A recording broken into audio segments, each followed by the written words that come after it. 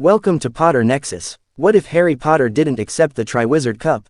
What if instead of competing, he chose judgment? Before the champions were chosen, before the maze was built, Harry Potter refused the goblet's call, and forced the truth out of the man who put his name inside. Like the video and subscribe to Potter Nexus, because some tournaments end before they begin. Chapter 1. The Weight of the Crown. The Great Hall was a pressurized chamber of suffocating gold and ancient stone, the air thick with the scent of extinguished wax and the metallic tang of collective anxiety. Harry Potter sat at the Gryffindor table, but he felt like he was hovering 6 inches off the bench, disconnected from the reality of the cheering crowds. His name was Till echoing off the enchanted ceiling, a ghostly, unwelcome intruder. Harry Potter, the 4th champion, the boy who just couldn't stay out of the spotlight if his life depended on it. Across the room, the faces were a blur of betrayal and confusion. Ron looked like he'd been slapped with a wet fish, his eyes narrowing into slits of pure, unadulterated jealousy. Hermione was trembling, her knuckles white as she gripped the edge of the table. But it was the high table that drew Harry's gaze. Dumbledore looked ancient, his usual twinkle replaced by a hollow, flickering exhaustion. Snape was a shadow, his lip curled in a sneer that promised a year of absolute hell. And then there was Alastor Moody. The man's magical eye was spinning like a possessed marble, locking onto Harry with a fervor that made the hair on the back of his neck stand up. Something was wrong. Not just a legal tournament, wrong, but the universe is tilting on its axis, wrong. Harry stood up. The movement wasn't the tentative, shaky rise of a 14-year-old boy. It was slow, deliberate, and heavy. He felt a sudden, cold clarity wash over him, a jagged piece of ice settling in his chest where his heart used to beat. He didn't walk toward the trophy room. He walked toward the center of the hall, the space between the long tables, and stopped. No, Harry said. The word wasn't loud, but it cut through the murmurs like a guillotine. The hall went dead silent. Dumbledore leaned forward, his hands flat on the table. Harry, you must join the other champions in the back. The rules are quite clear. I don't give a damn about the rules, Headmaster. Harry interrupted, his voice echoing with a grit he didn't know he possessed. I didn't put my name in that cup. I didn't ask for this. And I'm sure as hell not playing along with whatever twisted game this is. Ludo Bagman let out a nervous, high-pitched laugh. Now, Harry. It's a binding magical contract. The Goblet of Fire, it's not something you just say no to. There are consequences, grave ones. Then let them come, Harry snapped, turning his gaze toward the staff table. He looked past Dumbledore, past the ministry officials, and locked eyes with Barty Crouch Sr. The man looked like a corpse in a suit, his skin sallow, his eyes vacant and twitching. Beside him, Moody's eye stopped spinning. It fixed on Harry with a terrifying intensity. You're telling me, Harry continued, his voice dropping into a dangerous, low register, that an ancient piece of wood and some blue fire have more authority over my life than I do? That some binding contract can force me into a death match against my will. Because if that's the case, this school isn't a sanctuary. It's a prison. Harry, please, Dumbledore said, rising from his seat. We must discuss this in private. The situation is delicate. The situation is a setup. Harry roared, his magic flaring out from him in a wave of raw, unchecked pressure. The plates on the tables rattled. The candles overhead flickered and died, leaving the hall plunged into a bruised, purple twilight. I've spent 3 years surviving the delicate situations of this school. I've fought basilisks, I've faced dementors, and I've watched a murderer escape because the ministry is incompetent.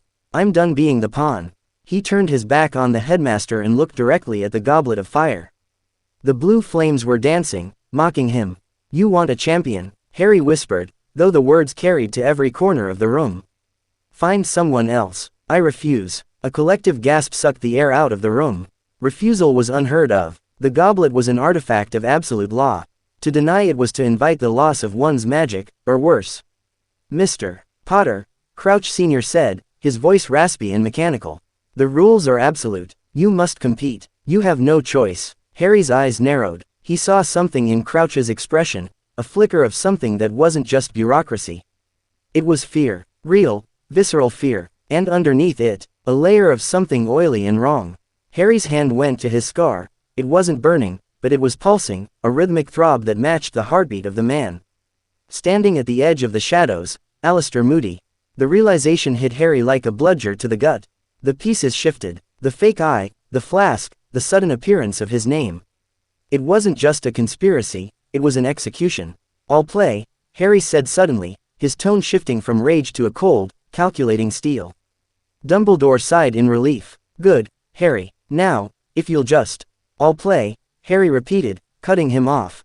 "On one condition, a condition that ensures this contract isn't just a one-way street of me risking my life while the Ministry watches with popcorn." "What are you proposing?" Karkaroff demanded, his voice dripping with suspicion. "You are a child. You do not make demands of the Triwizard Committee." Harry ignored him. He walked straight toward the staff table, his eyes never leaving Barty Crouch. "I want an insurance policy. Since the Ministry is so certain that this is all above board, and since Mr. Crouch here is the one who insists the rules are absolute, I want him to vouch for the safety and integrity of this tournament." Crouch blinked, his mustache twitching. I do not see the relevance." "The relevance is that someone is trying to kill me," Harry spat. "And since you're the one holding the rulebook, you're going to be the one to guarantee I don't die by foul play. I want an unbreakable oath, Mr. Crouch. Right here, right now, in front of everyone." The silence that followed was heavy enough to crush bone. An unbreakable oath. It was the ultimate magical collateral. If the oath was broken, the person died. Period. "Harry, that is quite unnecessary," Dumbledore said, his voice laced with a warning. "Mr. Crouch is a respected official. Mr. Crouch is the one who says I have no choice," Harry countered, his voice booming. "If he's so sure the tournament is fair, if he's so sure my name being in that cup is just a magical fluke, then he should have no problem swearing that he has played no part in this, and that he will do everything in his power to ensure no outside force interferes with my life during this games." Harry stepped onto the dais, closing the distance between himself and Crouch. He could see the sweat beading on the man's forehead. He could see the way Crouch's hands were trembling under the table. "What's the matter, Barty?" Harry asked, his voice a lethal whisper that only those at the high table could hear. "Scared of a little magic? I thought the law was your life. Well, let's make it your life."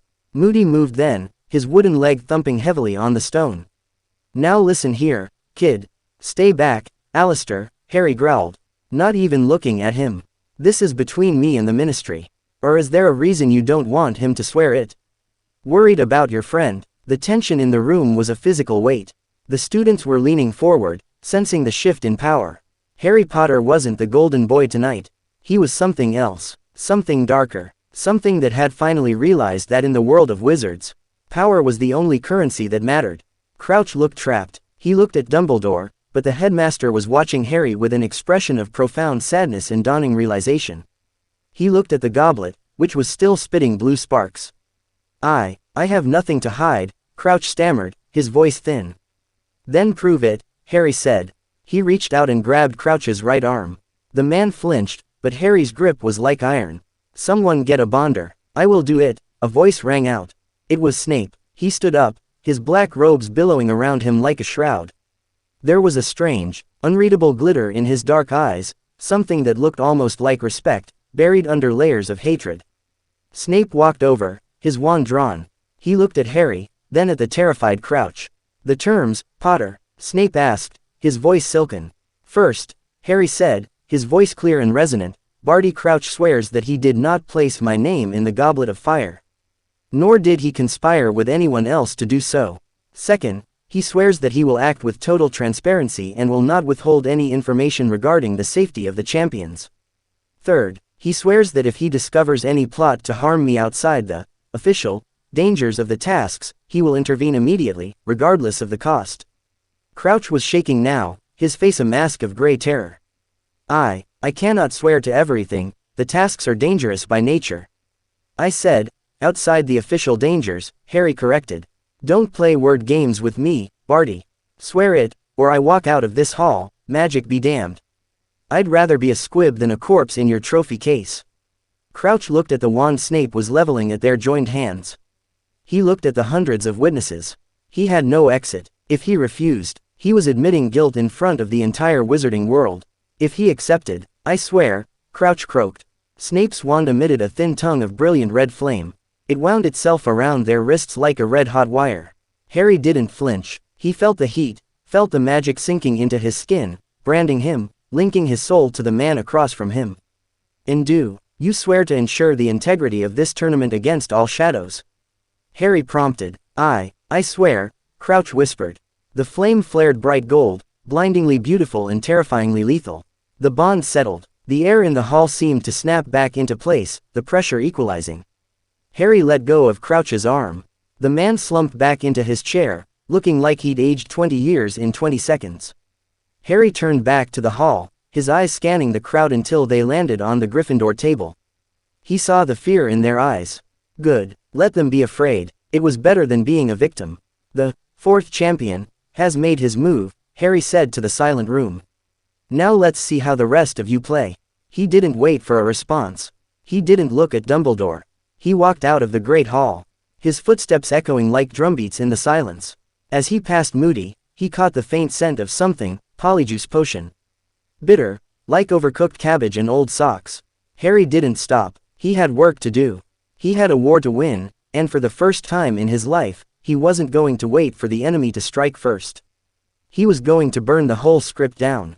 The heavy oak doors swung shut behind him, the sound booming through the castle like a final warning. The game had changed. The boy who lived was gone. In his place stood something the wizarding world wasn't prepared for, a Potter who had learned how to bite back. Inside the hall, the Goblet of Fire flickered one last time and then went cold, the blue flame dying into a pile of gray ash. The silence remained, a heavy shroud over the feast that no one wanted to eat. Harry climbed the stairs to the Gryffindor Tower, his mind racing. He knew Crouch was compromised. He knew Moody was an imposter. And now, he had a direct line of lethal magic connected to the heart of the conspiracy. Every move they made, every breath they took, would be felt through the oath. He reached the portrait of the fat lady. She didn't even ask for the password. She just looked at him with wide, terrified eyes and swung open. Harry entered the common room. It was empty, the fire low in the grate. He sat down in the chair by the window, looking out at the dark grounds of Hogwarts. The lake was a sheet of black glass, reflecting nothing. "You think you can play with me?" Harry whispered to the darkness. "You think I'm just a kid with a scar?" He felt the magic of the oath humming in his blood, a low, constant vibration. It was the first time he had ever felt truly in control. He wasn't a hero. He wasn't a savior. He was a survivor who had finally realized that the only way to stay alive was to be the most dangerous thing in the room. The Triwizard tournament was no longer a competition. It was a hunting ground. And Harry Potter was no longer the prey. End of Chapter 1. Chapter 2. The Devil in the Details. The Gryffindor dormitory was a tomb. Harry lay on his back, eyes fixed on the velvet canopy of his four-poster bed, listening to the rhythmic, agitated snoring of Neville and the heavy, resentful silence emanating from Ron's side of the room. The air was thick with the ozone of the magic he'd unleashed downstairs. His skin still felt tight, the phantom heat of the Unbreakable Oath pulsing at his wrist like a second heartbeat. He didn't sleep. He couldn't. Every time he closed his eyes, he saw the flicker of sheer panicked calculation in Moody's magical eye. He saw the way Crouch's soul seemed to shrivel under the weight of the bond. By 4 a.m., Harry was down in the common room, the embers of the fire casting long, distorted shadows against the tapestries. He wasn't alone. Hermione was huddled in an armchair, a mountain of research books surrounding her like a fortress. She looked up, her face pale, eyes red-rimmed from crying or reading, probably both. "You shouldn't have done it, Harry," she whispered, her voice cracking. "An unbreakable oath. Do you have any idea how dark that magic is? If he fails, even by accident, his life is forfeit. You've tied your soul to a dying man." "I didn't tie my soul to him, Hermione," Harry said, his voice flat and devoid of its usual warmth. "I put a leash on him. There's a difference." Quote, "It's barbaric," she breathed, standing up. "The Harry I know is dead," Harry interrupted, stepping into the light of the dying fire. "The Harry you know died in that graveyard." "No, wait. That hasn't happened yet, has it? He died the moment his name came out of that cup. The Harry you know was a kid who trusted the adults to keep him safe. That kid is a liability. He's a victim in waiting." Hermione flinched at the coldness in his tone. "We can go to Dumbledore. We can find a way out of the contract. Dumbledore let me walk into a forest to face a Voldemort-possessed Quirrell at 11. Harry said, stepping closer, his shadow looming over her. He let me fight a basilisk at 12. He let a swarm of dementors suck the soul out of my godfather. Last year because he couldn't be bothered to check a map. Dumbledore is a great man, Hermione, but he's a general. And generals lose soldiers to win wars. I'm done being a soldier. I'm the third party now. He reached out and picked up one of her books, Legal Loopholes in Magical Contracts. He tossed it back onto the table. Stop looking for a way out. Start looking for a way to win. Because if I'm going into that arena, I'm not going in to compete. I'm going in to dismantle whoever put me there. The next morning, the atmosphere at breakfast was toxic. The Hufflepuffs were a sea of yellow and black resentment. Convinced Harry had stolen Cedric Diggory's moment. The Slytherins were whispering, their eyes darting between Harry and the staff table. But Harry wasn't looking at the students. He was watching Barty Crouch Jr. The man was a ghost. He sat at the high table, picking at a plate of kippers with trembling hands. Every few seconds, he would glance at Harry, his eyes wide with a frantic, trapped energy. Harry felt a tug at his wrist, a sharp, cold needle of sensation. The oath. Crouch was thinking about breaking it. Or someone was forcing him to. Harry stood up, ignoring the boos from the Hufflepuffs, and walked straight to the high table.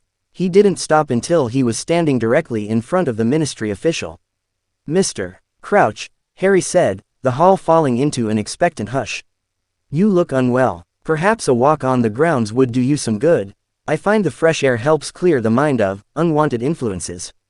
Crouch's head snapped up. His pupils were pinpricks. I have much work, Potter. The preparations for the first task. The first task can wait, Harry said, leaning in. He lowered his voice so only Crouch and the nearby Dumbledore could hear. The bond is pulling, Barty. It's itchy, isn't it? Like a wire tightening around your throat. That's the magic sensing a conflict. Someone's asking you to do something that violates our deal, aren't they? Crouch's breath hitched. A few seats away, Mad-Eye Moody's flask clinked against his teeth as he took a long, jagged swig. Harry, Dumbledore warned softly. This is not the place. This is exactly the place, Harry said, eyes locked on Crouch. I'll meet you by the Black Lake in 10 minutes. If you're not there, I'll assume the oath is being contested. And we both know what happens when the magic decides you're a liability. Harry turned and walked out, his cloak snapping behind him. He didn't look back. He knew Crouch would follow. The man loved his life too much to let it be snuffed out by a 14-year-old spite. The Black Lake was a sheet of hammered lead under the gray Highland sky. Harry stood at the water's edge, skip-stoning a flat piece of slate across the surface. 1, 2, 3 skips before it sank into the abyss. You are playing a dangerous game, boy, a voice growled from behind a cluster of trees. It wasn't Crouch, it was Moody. The old orer limped forward, his wooden leg sinking into the soft mud. His magical eye was fixed on Harry's wrist. Where's Barty, Alistair? Harry asked, not turning around. I thought I was clear. Crouch is indisposed. Had a bit of a spell in the entrance hall. Sent me to tell you to back off, Moody said, his voice a low, gravelly rasp. He stepped closer, the smell of that rank polyjuice potion filling the air. You think an unbreakable oath makes you king of the castle. It just makes you a target with a loud bell around your neck. Harry turned slowly. He didn't reach for his wand. He just looked at Moody, really looked at him. He saw the way the man held his staff, the way he shifted his weight. It wasn't the movement of a man who had spent decades fighting dark wizards. It was the movement of someone mimicking a legend. You're not him, Harry said. Moody froze. The magical I word, then settled. Excuse me, I've met legends, Alistair. I've met people who have stared death in the face and didn't blink, Harry said, stepping forward into Moody's personal space. You blink too much, and you drink too much of that stuff in your flask. What is it? Vitamin tonic, or is it something to keep your skin from peeling off? The air between them turned electric. Moody's hand tightened on his staff, his knuckles turning white. You've got a big mouth for a kid who's about to face a dragon. And you've got a big secret for a man sitting in the middle of Hogwarts, Harry countered. He reached out, lightning fast, and grabbed Moody's wrist. The reaction was instantaneous. Moody snarled, throwing Harry back with a burst of wandless magic. But Harry rolled and came up on his feet, wand out, a curse already on his lips. Sectum. Harry bit the word back. Not yet. He couldn't kill him yet. Not until he knew how deep the rot went. Careful, Potter, Moody hissed, his face contorting into something hideous and predatory. You don't want to lose that precious, hero, reputation before the first whistle blows. I don't care about the reputation, Harry spat. I care about the fact that Barty Crouch is currently under the Imperious curse, and you're the one holding the strings. The oath is screaming, Alistair. Every time you move him like a puppet, the magic tries to snap his neck to protect me. It's only a matter of time before he drops dead, and then the whole world starts asking why the M.I. Nistry's golden boy died while talking to his old friend, Moody. Moody's fake eye spun wildly. He looked like he wanted to blast Harry into the lake, but he was trapped. Harry's gamble had worked. By binding Crouch, he had effectively created a magical dead man's switch for the entire plot. What do you want? Moody growled. I want the truth, Harry said. Who put my name in? Why the tournament? And don't give me the Harry Potter is a great wizard line. Give me the real reason, or I'll walk up to Dumbledore right now and scream, Polyjuice, until the whole school smells like a brewery. Moody let out a dark, hacking laugh. He straightened up, his posture shifting, losing the crotchety old man act. He looked younger, hungrier. You think you're so smart. You think you've won. But the Dark Lord, he doesn't care about oaths. He doesn't care about your little leash on Crouch. All you've done is ensure that when the time comes, the blood on your hands will be just as thick as mine. Who is he? Harry demanded. Where is he? He's everywhere, Moody whispered, stepping closer, his voice a jagged edge. He's in the shadows of this castle. He's in the blood in your veins. And he's waiting for you, Harry. The tournament isn't a game. It's a ritual. And you're the guest of honor. Moody turned and began to limp back toward the castle, his wooden leg thumping a steady, funeral rhythm. One more thing, Potter. He called out over his shoulder. The first task. It's dragons. 4 of them, 1 for each. Try not to get toasted. It would be a shame if Crouch died for nothing. Harry stood alone by the lake, the wind whipping his hair across his face. Dragons. Of course it was dragons. He looked down at his hand. It was shaking, but not with fear. It was adrenaline. It was the intoxicating, terrifying realization that he was no longer playing by the rules of the school. He was playing for keeps. He looked back at the castle, the towers rising like jagged teeth against the sky. Somewhere up there, a man was wearing another man's face. Somewhere else, a broken official was being crushed by a magical contract he couldn't fulfill. And in the middle of it all, Harry Potter was finally learning how to be a monster. Dragons, Harry whispered to the black water. Fine, let's see how they like the taste of a Potter who's had enough. He turned and headed for the library. He didn't need legal loopholes. He needed the art of the kill. End of Chapter 2. Chapter 3. The Forge of the Unbent. The air in the library smelled of dust and ancient, decaying power.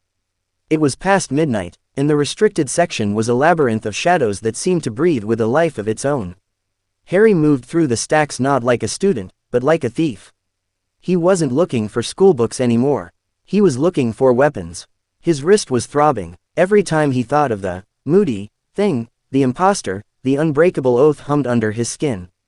It was a low-frequency warning.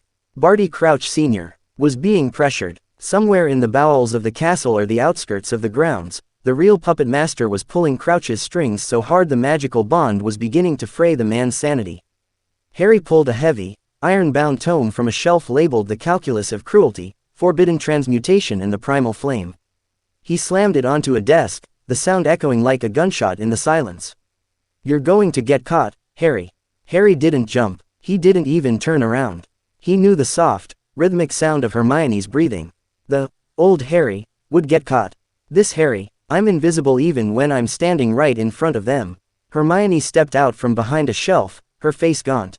She wasn't carrying a stack of books this time. She was carrying a single, weathered parchment. I found the records on the Unbreakable Oath. Harry, if Crouch dies because of someone else's actions, if he's forced to break the terms by a third party, the magic won't just kill him. It will backlash on the other end of the bond. Harry finally looked at her. His emerald eyes were cold, reflecting the flickering candlelight. It'll hit me. It'll hollow you out, she whispered. Her voice trembling. It's a symmetrical bond. If he fails to protect you, the magic considers the contract voided by failure of vessel. It will strip your magic to compensate for the lost life. You're gambling your entire soul on a man who is currently being mind-controlled by a Death Eater. Then I guess I better make sure he doesn't fail, Harry said, turning back to the book. He flipped a page, revealing a diagram of a dragon's heart being vivisected by magical fire. Dragons, Hermione. That's the first task. They're bringing in 4 of them. Massive, fire-breathing nightmares that can shrug off a dozen stunning spells like their mosquito bites. How do you know? The imposter told me. A little gift to keep me in the game, Harry said, his lip curling. He thinks he's grooming me. He thinks he's leading me to the slaughterhouse and I'm just a lamb following the trail of grain. But he forgot one thing. What's that? Lambs don't have teeth, Harry muttered. I'm not going to fly a broom around a dragon, Hermione.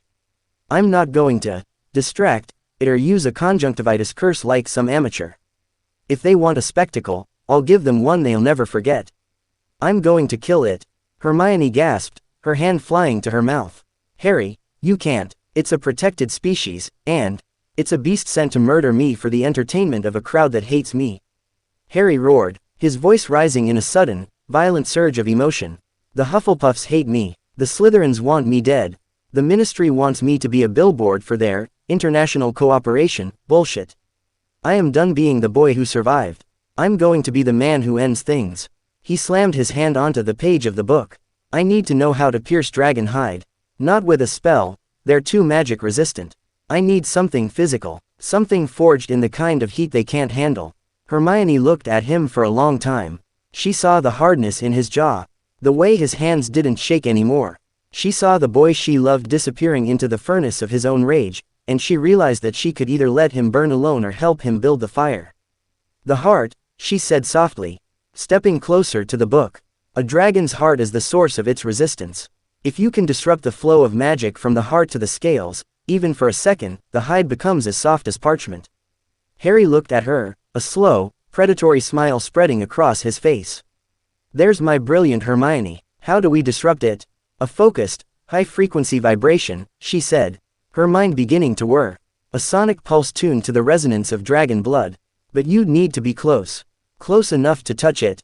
I can do close, Harry said. I can do very close. The days leading up to the first task were a blur of intense, violent preparation. Harry skipped classes. He didn't care about McGonagall's disappointed looks or Flitwick's worried squeaks. He spent his time in the room of requirement, which had provided him with a simulated dragon, a massive, clockwork beast that spat real fire and lunged with mechanical precision. He practiced the spell Hermione had found, Oscillatio Cordis. It wasn't a combat spell, it was a mining charm used for breaking up enchanted granite. But in Harry's hands, it was a scalpel. He also practiced his movement. He didn't use a broom. He used the environment. He practiced summoning heavy stones and using them as anchors to launch himself through the air. He practiced the Avis charm, not to create pretty birds, but to create a cloud of blinding, shrieking feathers to mask his approach. On the night before the task, Harry went down to the Quidditch pitch. It had been transformed into a jagged arena of rocks and steep drops. He could hear them in the distance, the dragons. Their roars were primal, shaking the very earth. The smell of sulfur and scorched meat hung heavy in the air. You look like a man going to his own funeral, Potter. Harry turned. Victor Krum stood in the shadows of the stands. The Bulgarian seeker looked imposing, his bulk hidden under a heavy fur coat. I'm just checking the weather, Krum, Harry said. The weather is blood, Krum said, his voice a deep, Slavic rumble. I have seen the dragons. They are not animals. They are gods of the old world. You are small. You will be ash before you reach the egg. Size doesn't matter when you're moving faster than the eye can follow, Harry said. Krum grunted, stepping into the moonlight. You are different from the others. Diggory, he is brave, but he is soft. Delacour, she is fast, but she fears the fire.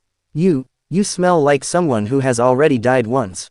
Twice, actually, Harry said, thinking of the Dementors and the diary. It gets easier every time. Krum nodded once, a gesture of grim respect. Do not die tomorrow, Potter. I wish to see what you do in the water. Krum walked away, leaving Harry alone in the dark. Harry looked up at the stars. He felt the oath tugging at his wrist again. It was a sharp, biting pain this time. Crouches breaking. Harry closed his eyes and pushed his own magic into the bond. It was a crude, brutal sensation, like shoving a live wire into a socket. He sent a single message through the magic, a pulse of pure, unadulterated intent. Hold on, you bastard. If you die, I'm coming for your ghost. The tugging stopped. The pain subsided into a dull ache. The morning of the first task was cold and bright. The stands were packed with thousands of people, a sea of screaming faces and waving banners. Harry sat in the champion's tent, listening to the roar of the crowd. Cedric was pacing, his face pale as a sheet. Fleur was sitting in a corner, her eyes closed, whispering to herself. Crumb was sharpening a small dagger, his face a mask of stone. Bagman entered, his grin looking like it had been painted on by a madman. Right then, time to draw your lots. Ladies first. Fleur drew the Welsh green. Cedric got the Swedish short snout. Crumb got the Chinese fireball. Harry reached into the bag. He felt the small, wooden model bite his finger. He pulled it out. The Hungarian horntail, the most dangerous of the lot. Bagman chirped, though his eyes darted nervously toward the exit. Well, best of luck, Harry. You'll need it. One by one, the champions left. Harry heard the roars, heard the screams of the crowd, heard the explosions of magic. He sat in the silence, his wand held loosely in his hand. He wasn't nervous. He felt a strange, detached calm. He was a machine, built for one purpose. Mr. Potter, it's time. Harry stood up and walked out into the light. The arena was a nightmare. The horntail was massive, its black scales shimmering like obsidian. Its tail, spiked and lethal, lashed out, shattering a boulder as if it were glass. It saw Harry and let out a roar that vibrated in his very marrow. A jet of yellow flame erupted from its throat, melting the sand into glass. The crowd went silent. This wasn't a game. This was an execution. Harry didn't run. He didn't hide. He walked forward, his eyes locked on the dragon's chest. The horntail lunged, its head snapping forward like a whip. Harry didn't dodge. He summoned a massive slab of rock from the arena floor, pulling it directly into the path of the dragon's jaws.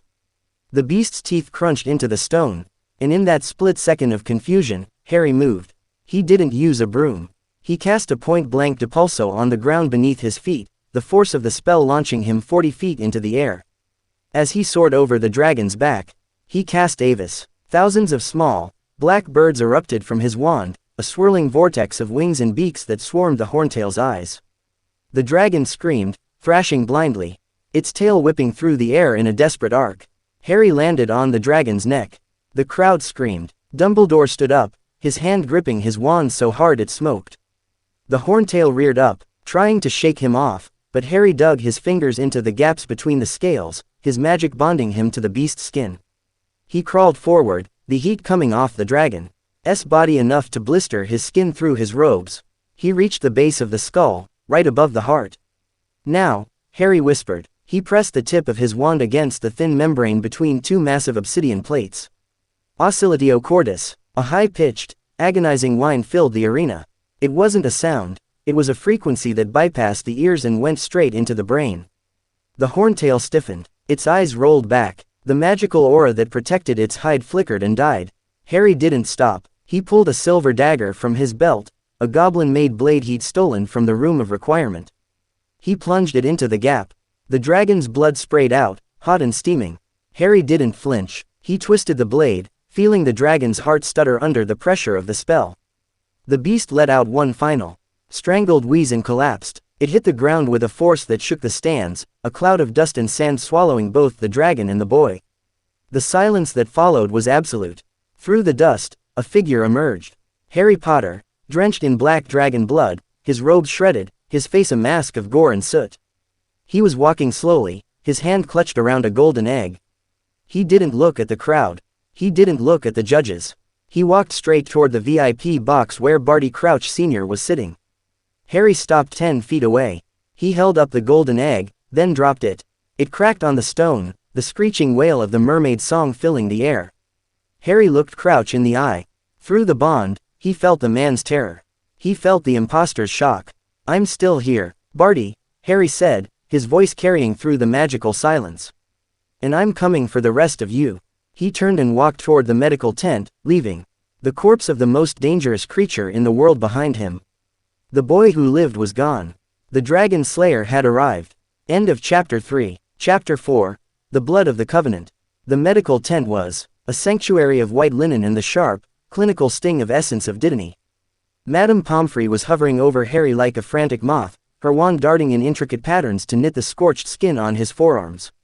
Harry sat motionless, his eyes fixed on a point in the middle distance.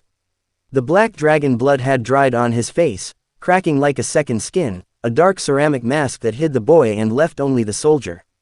"You're lucky to be alive, Mr. Potter," she fussed, her voice trembling with a mixture of professional outrage and genuine terror. "To jump on its back, to use such visceral magic. It's a miracle you weren't incinerated instantly." "Miracles had nothing to do with it, Poppy," a cold, smooth voice drawled from the entrance. Severus Snape stepped into the tent, his black robes cutting through the sterile white like an inkblot.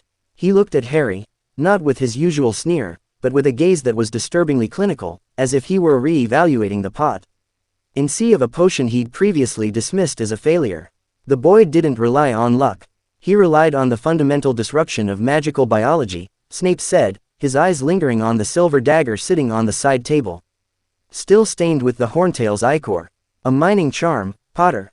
Inventive, brutal, highly illegal in most civilized circles. Most civilized circles don't put kids in pens with dragons for sport," Harry said. His voice a low, raspy growl. He pushed Pomfrey's hand away and stood up. The burns were mostly gone, leaving behind raw, pink patches of new skin. Snape stepped closer, his voice dropping so low Pomfrey couldn't hear. "The bond is screaming, isn't it? I felt it from the stands. When you killed the beast, the surge of power almost snapped Crouch's heart like a dry twig." "He's still alive," Harry said. "I can feel the itch at the back of my skull. He's terrified, which means he's talking to someone he shouldn't be." "Indeed," Snape whispered, "the Dark Lord does not enjoy surprises, Potter. And you have become a very large, very bloody surprise. The imposter is agitated. He will move soon. He has to. You've accelerated the timeline." Harry grabbed his shredded shirt and pulled it on. "Let him move. I'm tired of waiting for the shadow to jump out of the corner. I want to see the face of the man who's been sleeping in my school." The aftermath of the first task was a fever dream. Harry was the pariah turned predator. The Hufflepuffs no longer booed, they cleared the corridors when they saw him coming, their eyes darting to the floor. The "Potter stinks" badges had disappeared, replaced by a heavy, oppressive silence. Harry spent his time in the room of requirement, but he wasn't alone anymore. Neville Longbottom was there, his face set in a grim mask of determination. And Hermione was at a desk piled high with scrolls on ancient blood rites. "The egg, Harry," Hermione said, her voice strained. "It's not just a clue for the second task. It's a frequency. The screaming, it's murmish, yes, but it's also a key. It's tuned to the Great Lake's resonance." "I don't care about the task," Harry said, practicing a silent diffindo that sliced a reinforced dummy's head clean off. "I care about the oath. Crouch is being kept in the ministry or the school under heavy guard. Moody, the fake, is always near him. He's trying to find a way to break the bond without killing Crouch.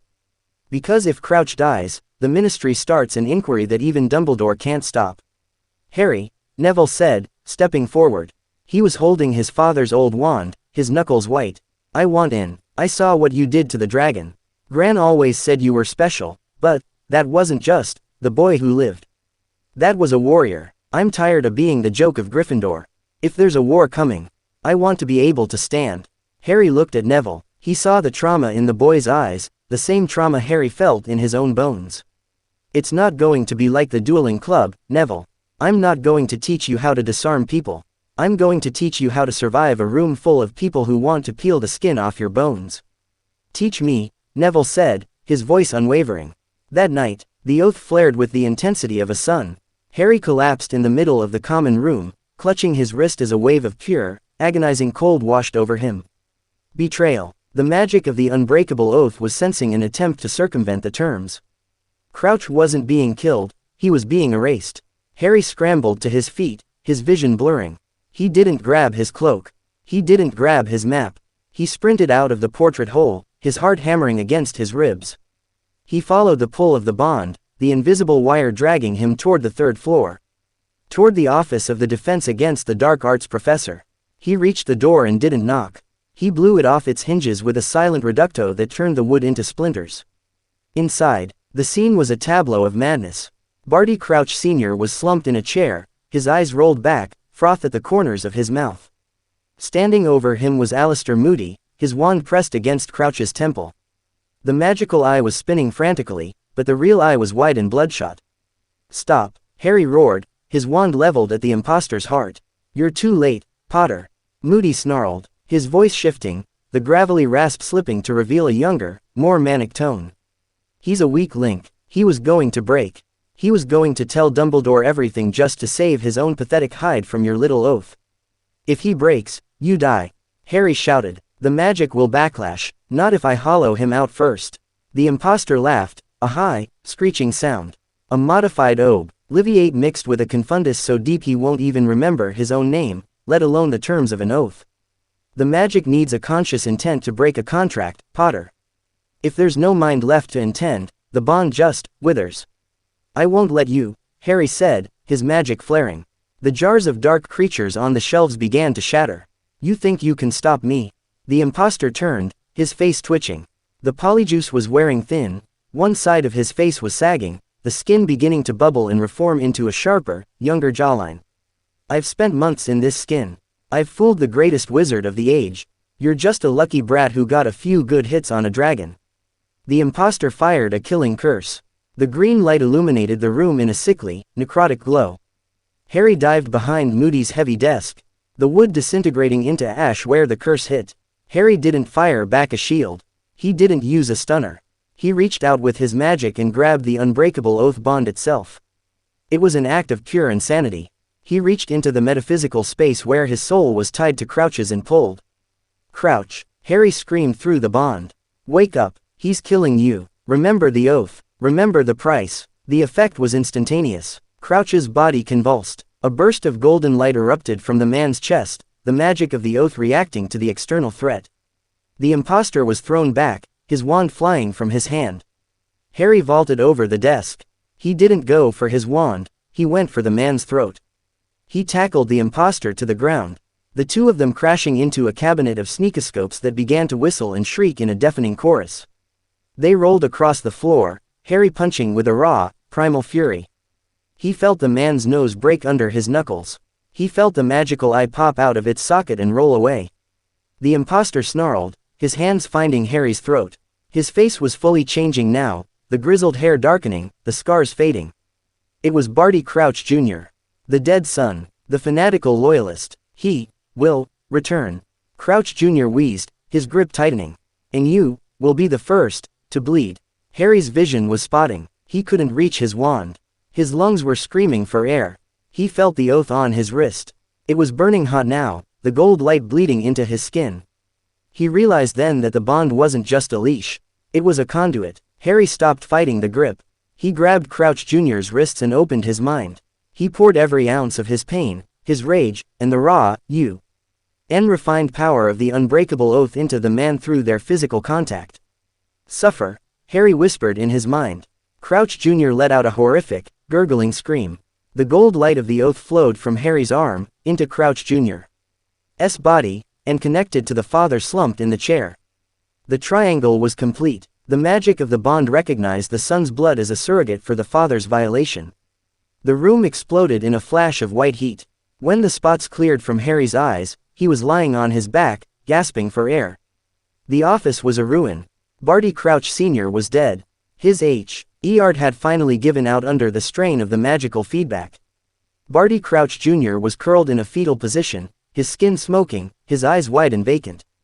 The magical backlash had fried his brain, leaving him a hollowed-out husk of a man. The oath had found its price. Harry stood up shakily. He looked at his wrist. The gold mark was gone, replaced by a thin, white scar that wrapped around his arm like a crown of thorns. The door to the office burst open. Dumbledore stood there, flanked by Snape and McGonagall. They took in the wreckage, the dead official, the broken imposter, and the boy standing in the center of the carnage. Covered in soot and blood, Dumbledore looked at Harry, and for the first time, Harry saw fear in the old man's eyes. Not fear for Harry, fear of him. "Harry," Dumbledore whispered, his voice trembling. "What have you done?" Harry looked at the headmaster, then down at the broken body of the man who had tried to kill him. He felt a cold, terrifying void where his heart should be. "I did what you couldn't, Professor," Harry said, his voice as sharp as a razor. "I finished the contract." He walked past the teachers, his shoulder brushing Dumbledore's. No one tried to stop him. No one dared. The second task was coming. But as Harry walked through the dark corridors of Hogwarts, he knew that the tournament was already over. He wasn't playing for points anymore. He was playing for the head of the snake. End of Chapter 4. Chapter 5. The Abyss gazes back. The atmosphere in Hogwarts had shifted from a school of magic to a fortress under siege. The death of Barty Crouch Sr. and the vegetative state of his son, who had been hauled off to a secure wing of St. Mungo's under a shroud of ministry secrecy, left a vacuum that the cold Highland air rushed to fill. Dumbledore had attempted to keep the peace, but the accident in Moody's office was the leak that broke the dam. Harry didn't care about the whispers. He didn't care about the Daily Prophet's head Ines calling him the Slayer of the Ministry. He spent his days in the Great Lake, not swimming, but standing on the surface, his boots clicking against the magically hardened water as he practiced the art of the silent kill. The unbreakable oath was gone, but the scar it left was a constant, itchy reminder. It had changed his magic. It was no longer a spark, it was a flood. Every spell he cast felt heavier, darker, as if the gold light of the bond had fused with his own core, tempering it into something lethal. "You're scaring them, Harry," a voice drifted across the water. Harry turned. Hermione was standing on the shore, her arms wrapped around herself.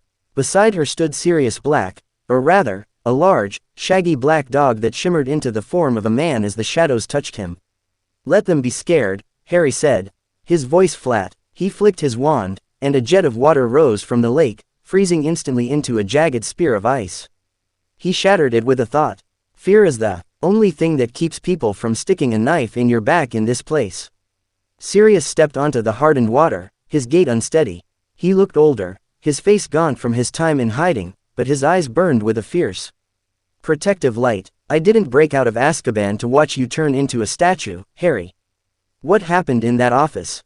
Snape told me. You used the oath as a weapon. That's high-level soul magic. It leaves a mark. It saved my life." "Sirius," Harry said, finally looking at his godfather. While everyone was busy following the rules of the tournament, the son of a ministry official was 5 minutes away from handing me to Voldemort on a silver platter. "The mark is a small price to pay." Sirius winced at the name. "Dumbledore thinks the tournament should be cancelled. The ministry is pushing back. They say the prestige is too high to stop now. They're calling Crouch's death a tragic heart failure brought on by the stress of the first task." "Of course they are," Harry spat. "The lie is always easier than the truth. But the truth is coming for them in the second task. The egg, I solved it." "The merpeople," Hermione said, her voice small. "They've taken something, Harry.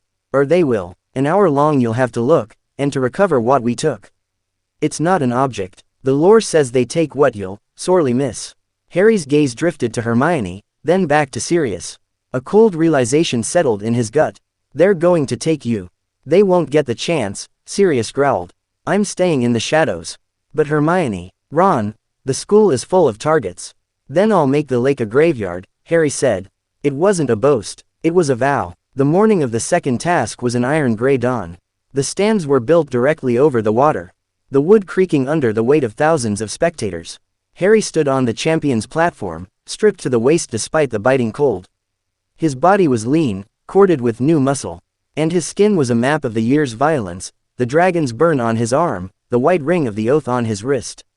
Beside him, Cedric looked sick. Fleur was shivering, her Vela grace dampened by the proximity of so much cold. Dark water. Crumb was stoic, his eyes fixed on the horizon as if he could see through the depths. "Welcome to the second task." Bagman's voice boomed, though he sounded breathless, his eyes darting toward the empty seat where Crouch Sr. used to sit. "Our champions have 1 hour to retrieve their most prized possessions from the merpeople's village. On the count of 3. Harry didn't wait for 3. As Bagman reached 2, Harry stepped off the ledge. He didn't use gillyweed. He didn't use a bubble head charm. As his feet touched the surface, he cast a Loca Lized atmospheric displacement, a spell he'd pulled from the darker corners of the library. He didn't swim into the water. He pushed the water away. A cylinder of dry air erupted around him, a vacuum that plummeted into the depths. Harry fell through the center of the lake, the pressure of the water screaming against the walls of his magical barrier. Above him, the crowd gasped as the surface of the lake swirled into a massive, violent vortex. He hit the bottom of the lake with a thud that echoed through the silt. The merpeople's village was a haunting, skeletal collection of stone huts, lit by The phosphorescent glow of deep-sea flora. In the center of the square, tied to a giant, moss-covered statue, were the hostages. Ron, Cho-Chang, a small girl who must have been Fleur's sister, and Hermione. They were in an enchanted sleep, their hair waving like seaweed in the current. Surrounding them were dozens of merpeople, their gray skin shimmering, their spears leveled at the intruder. O had brought a bubble of death into their world. Harry stepped out of his air pocket. He didn't need to breathe, he had cast a blood oxygenation hex on himself, a dangerous bit of magic that allowed his blood to carry oxygen without the need for lungs, at the cost of a searing, constant pain in his chest. The merpeople hissed, their webbed fingers tightening on their spears. One, a leader with a crown of shark teeth, swam forward and pointed his spear at Harry's throat. Harry didn't move his wand. He just looked at the creature. Through the water, his voice came out as a distorted, vibrating roar. Move, or die. The merleader laughed, a bubbling, clicking sound, and lunged. Harry didn't dodge, he reached out and caught the spear head with his bare hand. The jagged stone sliced his palm, but he didn't feel it. He channeled a burst of reducto directly into the shaft.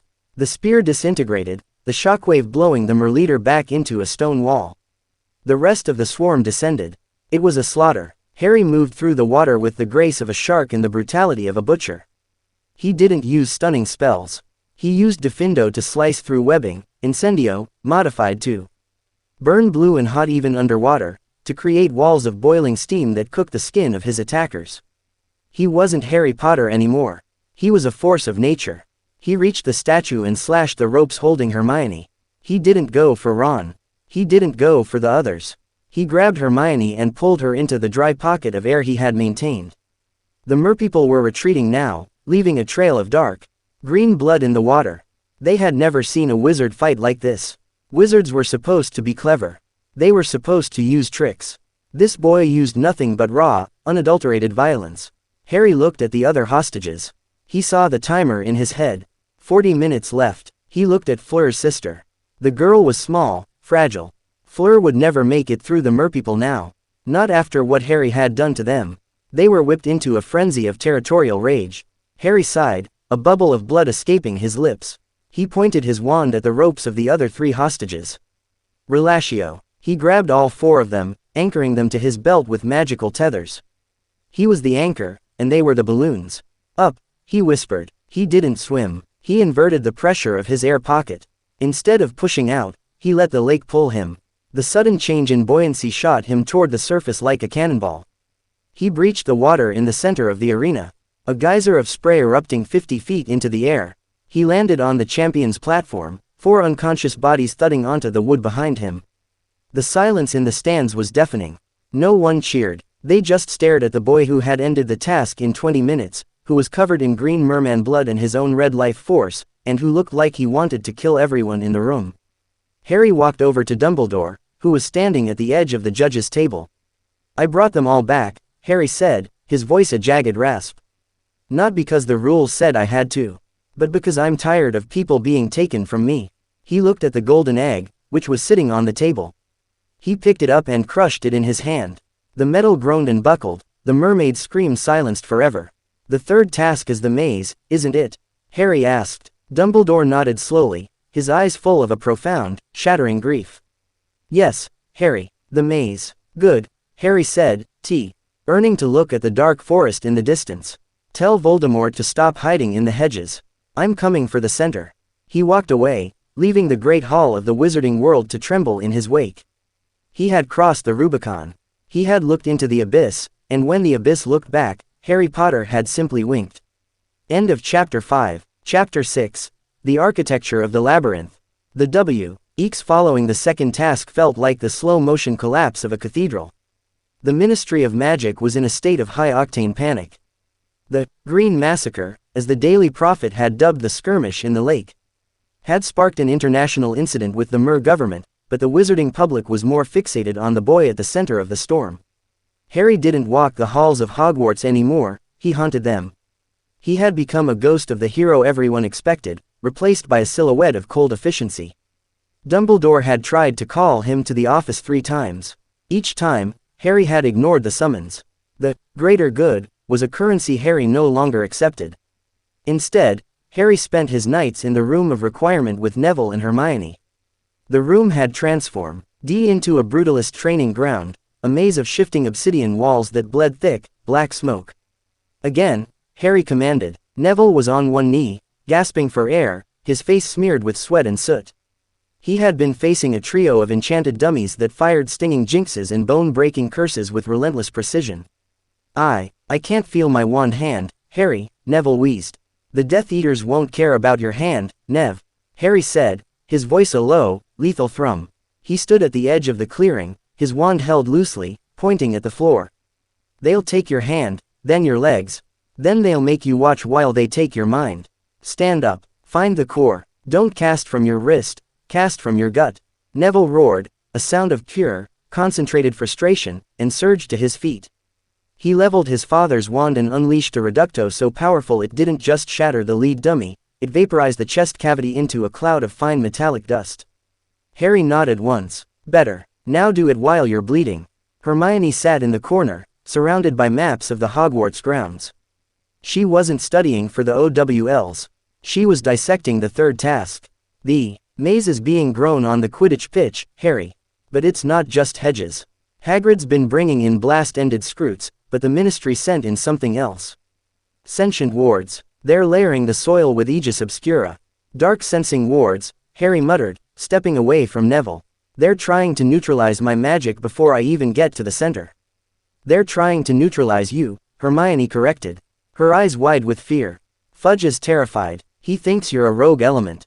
He's given the security team, which is mostly Ministry-hit wizards now, permission to use subduing force if you lose control."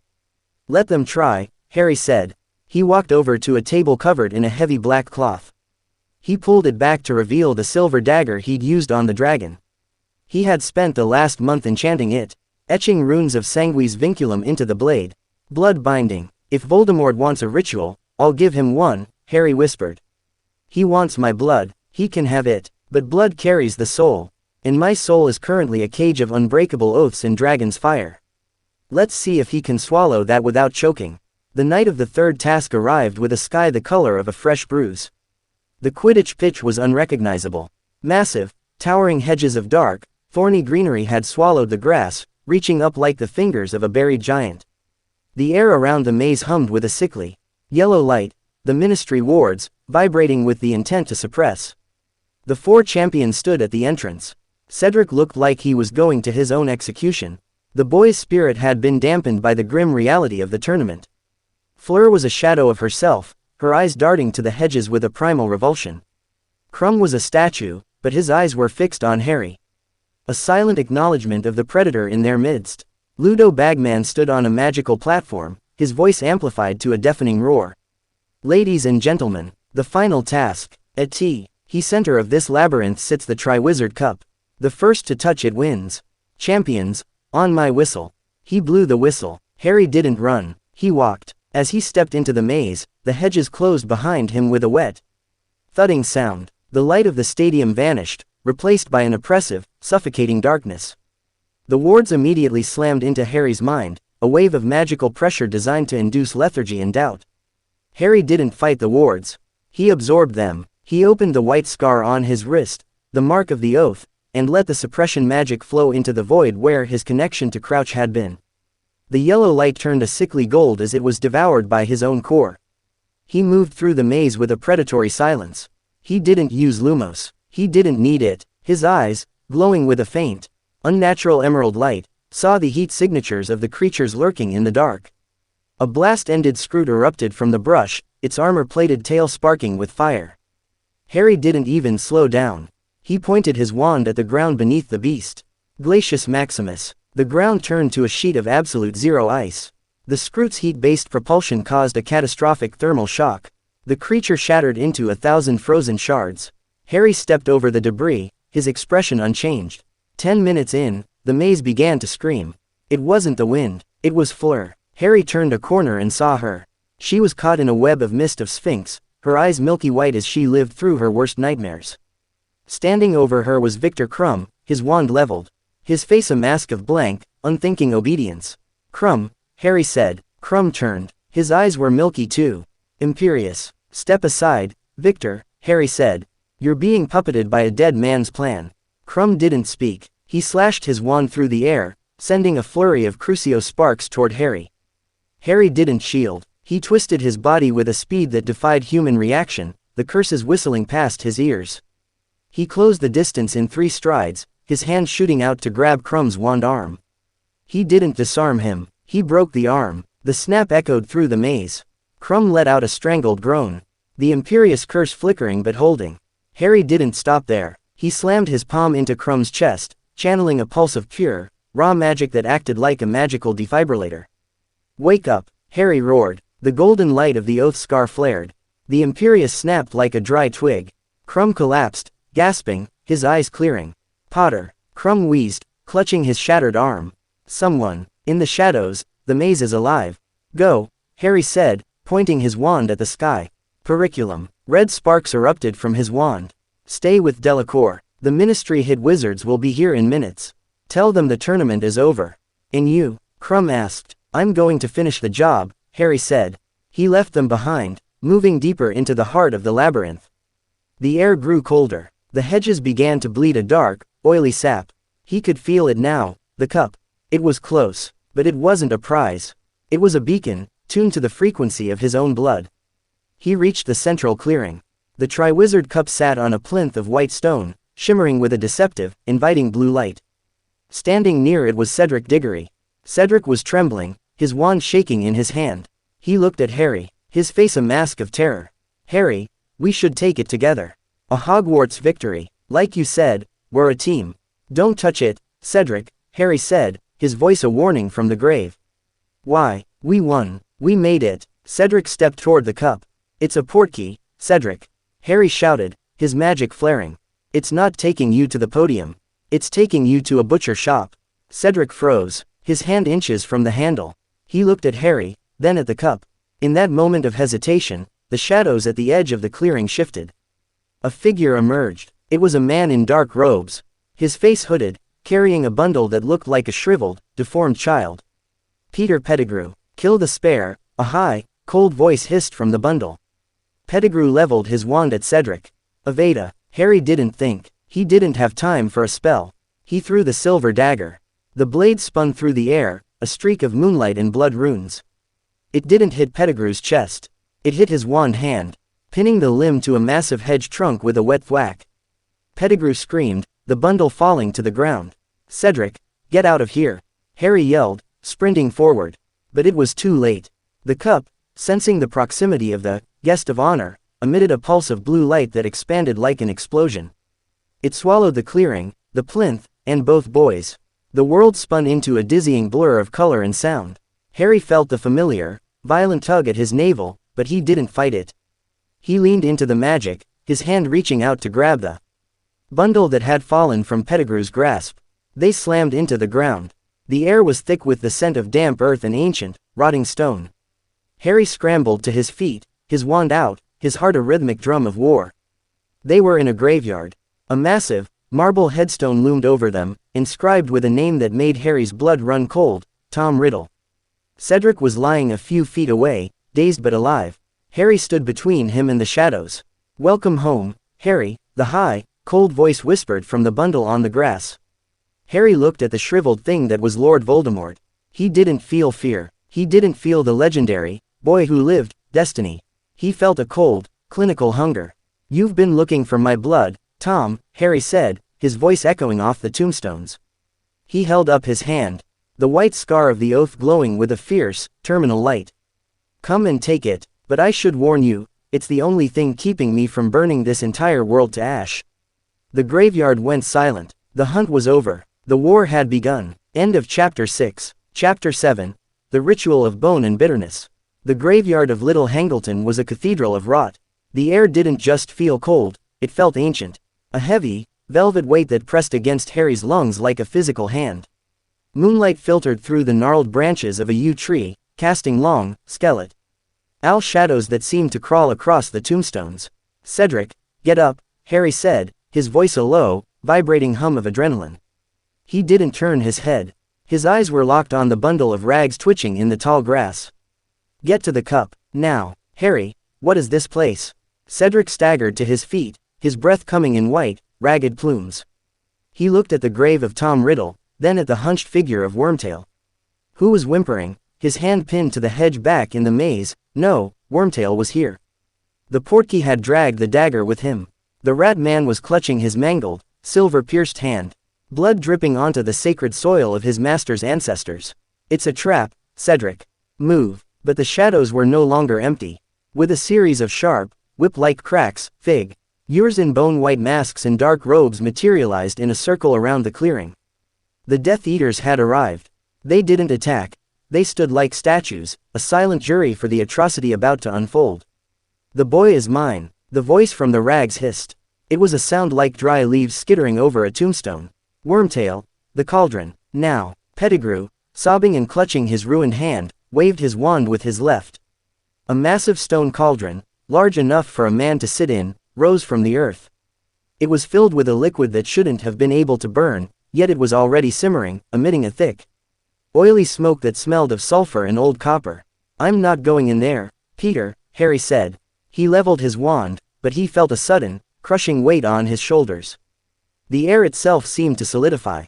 Crucio. The curse didn't come from a wand. It came from the collective will of the circle.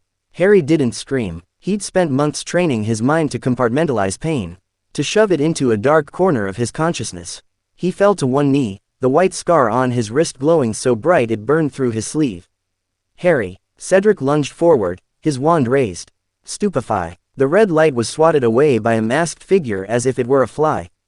Two Death Eaters moved in, grabbing Cedric by the arms. They didn't kill him. They forced him to watch. "Bone of the father, unknowingly given," Wormtail chanted, his voice cracking with terror. He leveled his wand at the grave of Tom Riddle Sr. The earth heaved. A fine gray dust rose from the soil and drifted into the cauldron. The liquid turned a toxic, shimmering blue. "Flesh of the servant, willingly given." Wormtail screamed then, a high, thin sound that echoed off the hills. He pulled a silver dagger, his own, not Harry's, and sliced off his own right hand.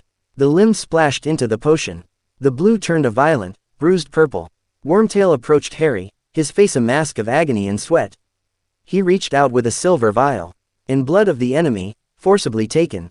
Harry looked at the vial, then at the Death Eaters. He could fight. He could probably kill 3 or 4 of them before they tore him apart. But he looked at the cauldron, and he saw the destiny he had been running from since he was 11 years old. If he didn't end this here, Voldemort would remain a shadow, a ghost haunting his dreams and his world. "You want my blood, Peter?" Harry asked, his voice chillingly calm. "Take it, but you have no idea what's in it." He didn't wait for Wormtail to cut him. Harry grabbed the vial and pressed the white scar of the Unbreakable Oath against the jagged glass rim. He focused every ounce of the leash magic he had absorbed from Crouch, the binding, the crushing GHT of a broken contract, and poured it into the red liquid filling the glass. The blood in the vial didn't just flow, it pulsed. It glowed with the same lethal gold light that had fried Barty Crouch Jr.'s mind. Harry handed the vial back to a stunned Pettigrew. "Feed it to him. Let's see if he's strong enough to lead a dog on this short of a chain." Wormtail stumbled back to the cauldron and poured the blood in. The potion exploded into a pillar of blinding white fire. The heat was immense, charring the grass for 20 feet in every direction. And then, the fire died. From the steam, a figure rose. He was tall, skeletally thin. His skin the color of a dead man's bone. His face was a nightmare, serpentine, with slits for nostrils and eyes that burned like twin coals in a furnace. Lord Voldemort had returned. He looked at his new hands, flexing the long, spindly fingers. He touched his face, a cold, predatory smile spreading across his lipless mouth. "Robe me," Voldemort commanded. Wormtail, whimpering, draped a heavy black cloak over his master's shoulders. Voldemort stepped out of the cauldron, his bare feet silent on the dead grass. He ignored his followers. He ignored Cedric. He walked straight toward Harry. "Harry Potter," Voldemort whispered. The voice was fuller now, a silken rasp that vibrated in the very air. "The boy who lived. How many times have you defied me? Why times have you slipped through the fingers of death by sheer, dumb luck?" "Luck's run out, Tom," Harry said, standing up. He was a head shorter than the Dark Lord, but the air around him was just as heavy, just as dark. "For both of us." Voldemort's eyes narrowed. He reached out, a pale finger hovering inches from Harry's forehead, near the lightning bolt scar. I can touch you now. The protection your mother left in your skin. It is in me now. We share the same lifeblood. I am the architect of your soul, Harry. He pressed his finger to the scar. Harry expected the world-ending pain he'd felt in first year. He expected his skull to split open. But instead, there was a sharp, metallic clank in the psychic space between them. Voldemort's eyes widened. He didn't pull away, he couldn't. The white scar on Harry's wrist flared. The gold light of the Unbreakable Oath, the magic that demanded a price for every broken promise, shot up Harry's arm, through his shoulder, and into Voldemort's finger. The Dark Lord let out a sound that was half hiss, half scream. He wrenched his hand away, his finger blackened as if it had been dipped in acid. What is this? Voldemort hissed, his nostrils flaring. It's an insurance policy, Harry said, his voice dripping with spite. You took my blood, Tom. But my blood was bound to an oath. An oath to protect me from outside forces. And since you're the biggest outside force in the world, the magic is trying to reconcile the fact that you're currently standing in a body built from a violation of its terms. Voldemort looked at his hand, the black rod receding but leaving a permanent, jagged mark. He laughed then, a high, cold, mirthless sound. You think a ministry contract can bind the Lord of Death? You think your little parlor tricks can stop the inevitable? I don't think they'll stop you, Harry said, his wand finally rising. I think they'll make you bleed. And that's all I ever wanted. Voldemort's expression shifted from amusement to a lethal, focused rage. He snatched a wand from Wormtail's trembling hand. Then let us see who bleeds first, Voldemort roared. He didn't cast a spell. He unleashed a wave of raw, kinetic energy that shattered the nearby tombstones into dust. Harry countered with a shield of such density it glowed violet, the impact of Voldemort's power sending him skidding back 10 feet through the dirt.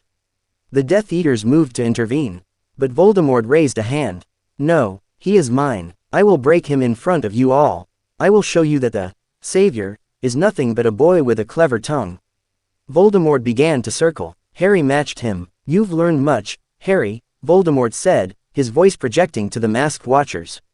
I see the darkness in you. The way you killed the dragon. The way you broke the Crouch boy. You are more like me than Dumbledore would ever admit. You don't want peace. You want power. You want the world to stop hurting you. I don't want the world to stop hurting me, Tom, Harry said. His magic coiling around his wand like a snake. I want the world to start hurting you back. Voldemort slashed his wand. A jet of green light, the killing curse, tore through the air. Harry didn't dodge. He summoned the headstone of Tom Riddle Sr. with a violent accio, pulling the massive slab of marble directly into the path of the curse. The headstone exploded, through the dust and debris. Harry fired a sequence of curses so fast they looked like a single beam of white light. Sectum Sempra, Confringo, Expulso. Voldemort swatted them aside with a flick of his wrist, his movements blurred and inhuman. He countered with a lash of fire that turned into a gargantuan serpent of flame, its jaws wide enough to swallow the entire clearing. Harry didn't retreat. He plunged his wand into the earth. Aquamenti Maximus. A torrent of water erupted from the ground, clashing with the fire serpent in a violent explosion of steam. Under the cover of the mist, Harry moved. He didn't go for Voldemort. He went for the silver dagger pinned to the tree. He grabbed the hilt, the blood runes glowing hot against his palm. He turned and saw Voldemort emerging from the steam, his face a mask of predatory delight. A knife, Harry, how primitive. It worked on the dragon, Harry spat. He lunged. It wasn't a wizard's duel anymore. It was a brawl in a graveyard. Voldemort fired, a curse that tore the skin from Harry's ribs, but Harry didn't slow down. He tackled the Dark Lord, the two of them crashing into the dirt. Harry drove the dagger toward Voldemort's throat, but the Dark Lord's strength was supernatural. He caught Harry's wrist, the two of them locked in a grim struggle of muscle and magic. Your soul is mine, Potter. Voldemort hissed, his face inches from Harry's. Then have the rest of it. Harry screamed. He didn't use the dagger. He used the connection. He forced his mind into the link between them, the bridge of blood and the scar. He showed Voldemort everything. He showed him the coldness of the Dursleys' cupboard. He showed him the heat of the dragon's fire. He showed him the crushing weight of the Unbreakable Oath. And then, he showed him the one thing Voldemort feared most. He showed him death. Not the concept of it, but the visceral, lingering memory of the void he'd inhabited for 13 years. Voldemort recoiled, a look of genuine shock flickering in his red eyes. In that moment of distraction, Harry twisted the dagger. He didn't hit the throat, but he sliced deep across Voldemort's chest. The blood that sprayed out wasn't red. It was gold. The Unbreakable Oath was rejecting the host. The magic was tearing at Voldemort from the inside out, trying to fulfill its contract to protect Harry by destroying the vessel that held his blood. Voldemort screamed, a sound that shattered the remaining windows of the Riddle house on the hill. He threw Harry off him with a blast of magic that sent the boy tumbling over a row of graves. The Dark Lord stood up, clutching his chest. The wound was smoking. You little insect. He leveled his wand for the final blow. Avada, Harry. The cup. Cedric's voice pierced the chaos. Cedric had broken free. He had used the distraction to crawl to the Triwizard cup. He was holding it out, his hand shaking. Harry didn't hesitate. He summoned the dagger back to his hand, dived for the cup. ND grabbed Cedric's arm just as Voldemort's curse hit the spot where they had been standing a millisecond before. The world dissolved into the blue spin of a portkey. The last thing Harry saw was Voldemort standing in the center of the graveyard, his chest bleeding gold, his face a mask of such incandescent fury that the very stars seemed to dim in his presence. They hit the grass of the Hogwarts Quidditch pitch with a bone-jarring thud. The roar of the crowd was instantaneous, but it felt miles away. Harry lay on his back, gasping for air, the silver dagger still clutched in his hand. Cedric was beside him, sobbing, his face buried in the turf. Dumbledore was there in an instant, his hands on Harry's shoulders. Harry, Cedric, what happened? Where were you? Harry looked up at the headmaster. He saw the terror, the confusion, and the dawning realization in the old man's eyes. He looked at the stands, where thousands of people were cheering for a victory they didn't understand. Harry stood up, his robes shredded, his body covered in the gold blood of a god and the red blood of a boy. He held up the silver dagger, the runes still pulsing with a faint, dying light. He's back, Harry said, his voice echoing through the magically silenced stadium. And I've already made him bleed. He didn't wait for the questions. He didn't wait for the cheers to turn to screams. He walked off the pitch, leaving the Triwizard cup in the dirt. The ritual was complete. The war was no longer in the shadows. And Harry Potter had just drawn the first line in the sand. End of Chapter 7. Chapter 8. The Silence of the Gallows. The hospital wing was no longer a place of healing, it was a war room. Dumbledore had layered the stone walls with enough protective enchantments to repel a giant, yet the atmosphere inside was claustrophobic. Harry sat on the edge of a bed, refusing to lie down. His chest was bandaged where Voldemort's curse had grazed him, but the real damage was deeper, a cold, buzzing vibration that had settled into his marrow since the moment he touched the Dark Lord's gold-tainted blood. Cedric Diggory was in the bed opposite, sedated by a draft of living death to keep his mind from shattering. His parents were there, sobbing, their presence a stark, human contrast to the mechanical coldness radiating from Harry. He is back, Albus. We cannot hide it, Sirius Black said, ching the length of the ward in his human form. He looked frayed, his eyes darting to the door. The boy brought back the blood of the bastard on his own skin. The Ministry has to act. The Ministry. Cornelius Fudge's voice boomed as he burst through the doors, will act to maintain order, Black. Not to spread the delusional ravings of a boy who has clearly been through a traumatic accident. The Minister for Magic looked like a man who had been caught in a landslide. His bowler hat was crushed in his hands, and his face was a shade of puce that bordered on the terminal. Behind him, a line of Dementors stood at the gates of the castle, Fudge's idea of security. Harry looked up. His eyes, once vibrant green, were now a dark, stormy emerald, flecked with the gold of the oath scar. An accident, Minister. Now, Harry, be sensible, Fudge stammered, his eyes avoiding the silver dagger sitting on the bedside table. The maze, the stress. Crumb was imperious, yes, but by whom? Surely a rogue agent, a leftover from the old days. But you know who. Returning. It's preposterous. Harry stood up. The movement was so sudden, so lethal, that Fudge actually tripped over his own feet, falling back into a chair. I watched him rise from a cauldron of bone and flesh, Harry said, his voice a low, terrifying rasp that carried the weight of the graveyard. I felt his finger on my skull. And then, I watched the magic I put in my blood tear him apart from the inside. Do you want to see the memory, Cornelius? Do you want me to pour it into your head until you scream for the darkness? He is dangerous, Albus. Fudge shrieked, pointing a trembling finger at Harry. Look at him. This isn't a schoolboy. This is a weapon. He killed a dragon, he crippled a ministry official, and now he claims to have fought the Dark Lord. He's unhinged. He is the only one telling the truth, Dumbledore said, his voice a quiet thunder. He stepped between Harry and the minister. You have a choice, Cornelius.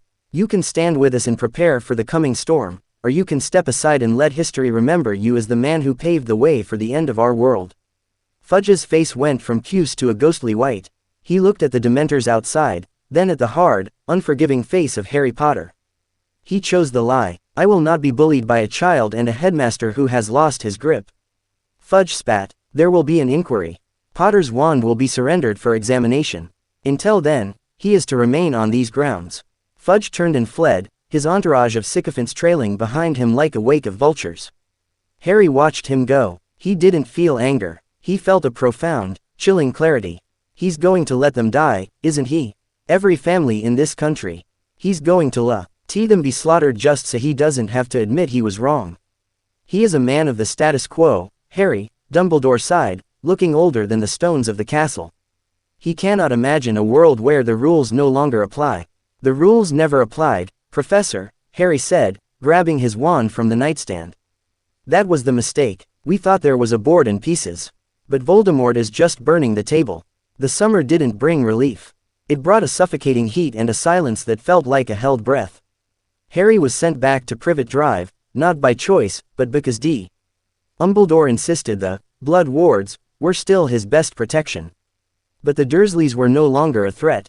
They were insects. On the first night, Uncle Vernon had tried to lock Harry's trunk away. Harry hadn't even used his wand. He had simply looked at Vernon, his magic flaring in a cold, blue aura that shattered every window in the kitchen. If you touch my things again, Harry had whispered, I will show you what I did to the dragon. Vernon hadn't spoken to him since. They lived in a state of mutual, terrified avoidance.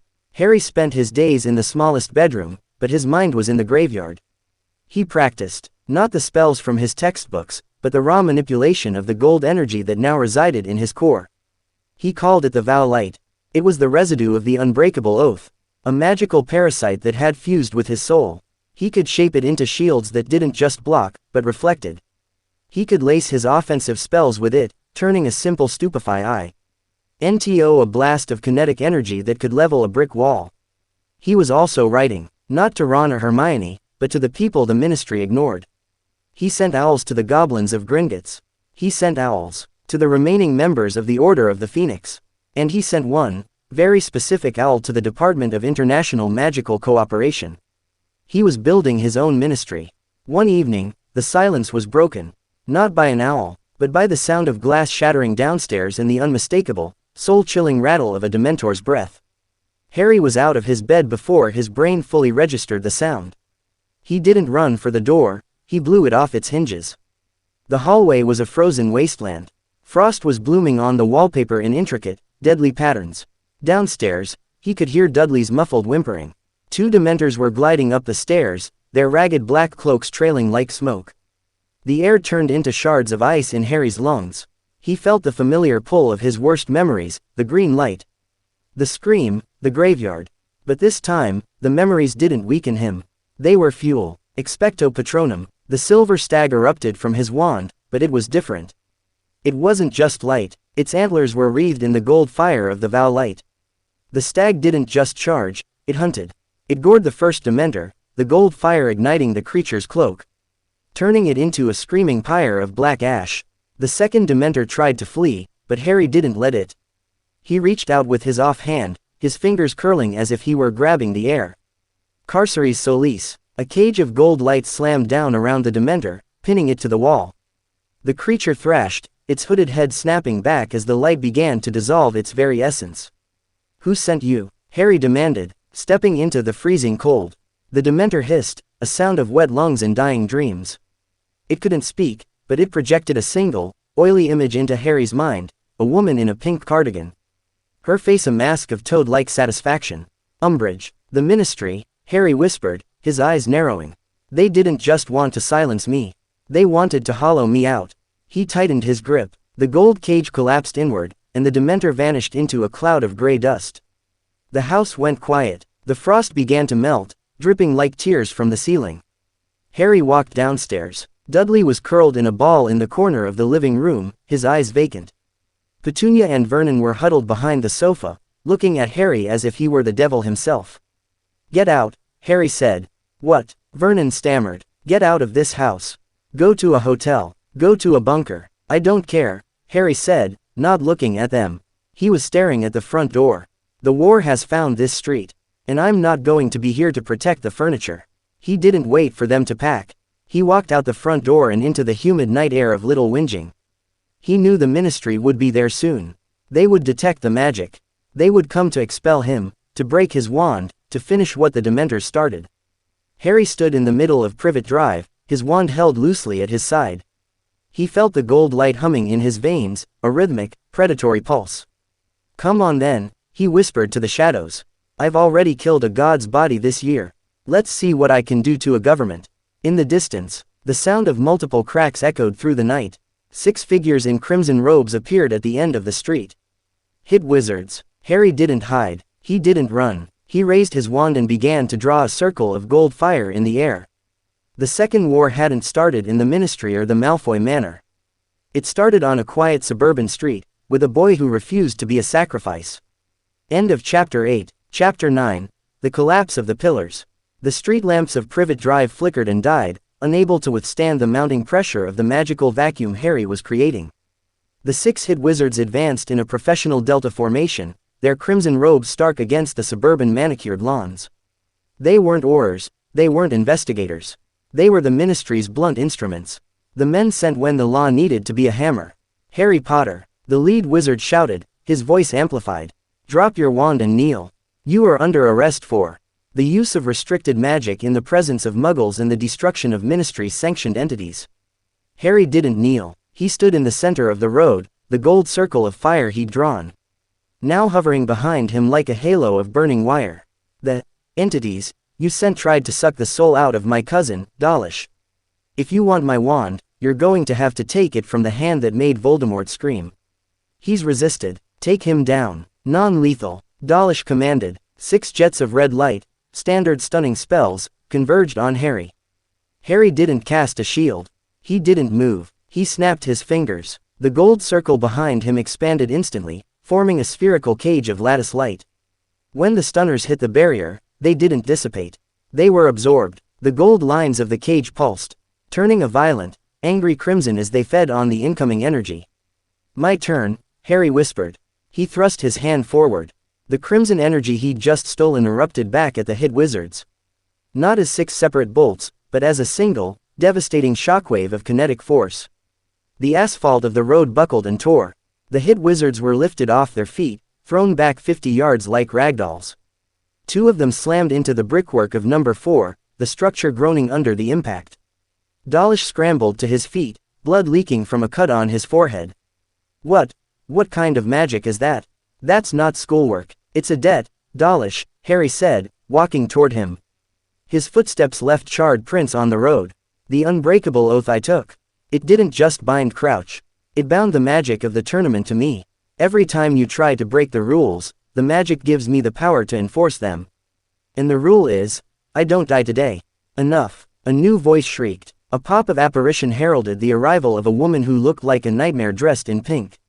Dolores Umbridge stood there, her wand trembling, her face contorted into a mask of bureaucratic fury. "You are a criminal, Potter, a lying, attention-seeking brat. The Dementors were a mercy compared to what the Dementor's kiss will feel like after a trial." "A trial you've already rigged, Dolores?"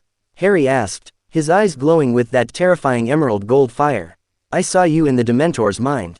I saw the order. You sent them to kill the only witness to the Dark Lord's return." "Lies. Pure fiction," she screamed. "Crucio." The unforgivable curse tore through the air. The crowd of neighbors peeking through their curtains wouldn't know what it was, but they would feel the sudden, agonizing chill. Harry caught the curse. He didn't block it, he caught it in his bare hand, his fingers wrapping around the red bolt of agony. The vow light on his wrist roared to life, the white scar turning into a blinding brand.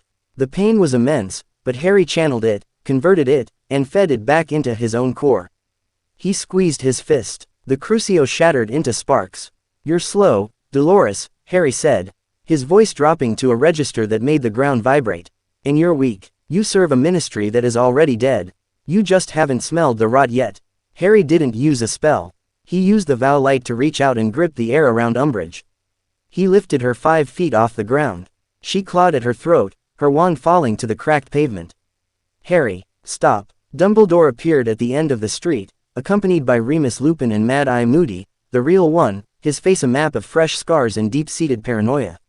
Harry, let her go, Dumbledore pleaded, his voice heavy with a grief that felt like a physical weight. This is not the way. If you kill a ministry official, you become everything they say you are. They already think I'm a monster, Professor, Harry said, not looking away from Umbridge's bulging eyes. I'm just giving them the courtesy of being right. Harry, please, Lupin stepped forward, his hands raised. The order is here. We can protect you. We can do this legally. Legally, Harry laughed, a jagged, hollow sound. The minister sent soul-sucking demons to a civilian neighborhood. The law is a corpse. I'm just burying it. But Harry saw the look on Lupin's face, the genuine, agonizing fear for Harry's soul. He sighed and flicked his hand. Umbridge was thrown into a nearby hedge, gasping and sobbing. Harry turned to Dumbledore. I'm not going back to a cupboard, and I'm not going to your headquarters, to be tucked away while the world burns. I have a war to win, and I can't do it while you're holding my hand. The blood wards are gone, Harry, Dumbledore said, looking at the charred road and the broken house. You've destroyed the protection of this home. I don't need wards made of old blood, Harry said, pointing his wand at his own chest. I am the ward, I am the weapon, and if Voldemort wants me, he knows where I am. I'm going to London. I'm going to take back what belongs to me. And what is that? Moody growled, his magical eye fixed on the gold energy humming around Harry. The narrative, Harry said. He turned on the spot, not a standard apparition, but a violent folding of space that left a shockwave of gold light behind. Harry materialized in the center of Diagon Alley. It was late, but the pubs were full. He didn't hide. He walked to the center of the street, right in front of Gringotts Bank, and unleashed a pulse of magic that rang the massive bronze doors like a bell. Wizards of Britain. Harry's voice was magically magnified, booming from the leaky cauldron to Knockturn Alley. The ministry tells you I am a liar. They tell you the Dark Lord is a ghost. They tell you that you are safe. Windows flew open. People spilled out of the leaky cauldron, clutching their tankards. Harry raised his left hand, the vow light illuminating the entire alley in a haunting gold. Tonight, the ministry tried to execute me in my sleep. They sent dementors to a Muggle street. They don't want to protect you. They want to silence the truth because the truth is terrifying. He's back, a voice cried from the crowd. Potter says he's back. He is back, Harry roared, and he is oming for every one of you who thinks a badge or a pile of gold will save you. But I am here to tell you that there is a choice. You can hide behind Fudge's lies, or you can stand with the man who has already made him bleed. Harry slashed his wand through the air. A massive, shimmering image appeared in the sky above London, the memory of the graveyard. It was vivid, terrifying, and undeniable. The world saw the cauldron. They saw the rise of the bone-white creature. They saw the gold blood. I am Harry Potter, the boy shouted, his voice cracking with the strain of the power he was wielding. And I am done being a victim. If the ministry won't fight, I will. If Dumbledore won't lead, I will. The era of the boy who lived is over. The era of the God Slayer has begun. At that moment, the doors of Gringotts opened. A line of goblins, armed in silver plate and carrying jagged halberds, marched out. They didn't attack Harry. They formed a phalanx around him. The leader, Ragnarok, stepped forward. The Potter vaults are open, and the ancient treaties are invoked. The goblins of Gringotts do not recognize the authority of a ministry that uses dementors against its own. We recognize the strength of the Oathbinder. The crowd went into a frenzy. It was a revolution in the heart of the capital. Harry looked up at the memory of Voldemort still flickering in the sky. He felt the connection in his scar throb, not with pain, but with a challenge. I see you, Tom, Harry thought. I've taken your bank. I've taken your fear. I'm coming for your throne. In the distance, the first bells of the ministry's alarm began to wail. But for the first time in 1,000 years, the people of Diagon Alley didn't look toward the ministry for help. They looked at the boy standing in the gold light, drenched in the power of a broken world. End of Chapter 9. Chapter 10. The Iron Covenant.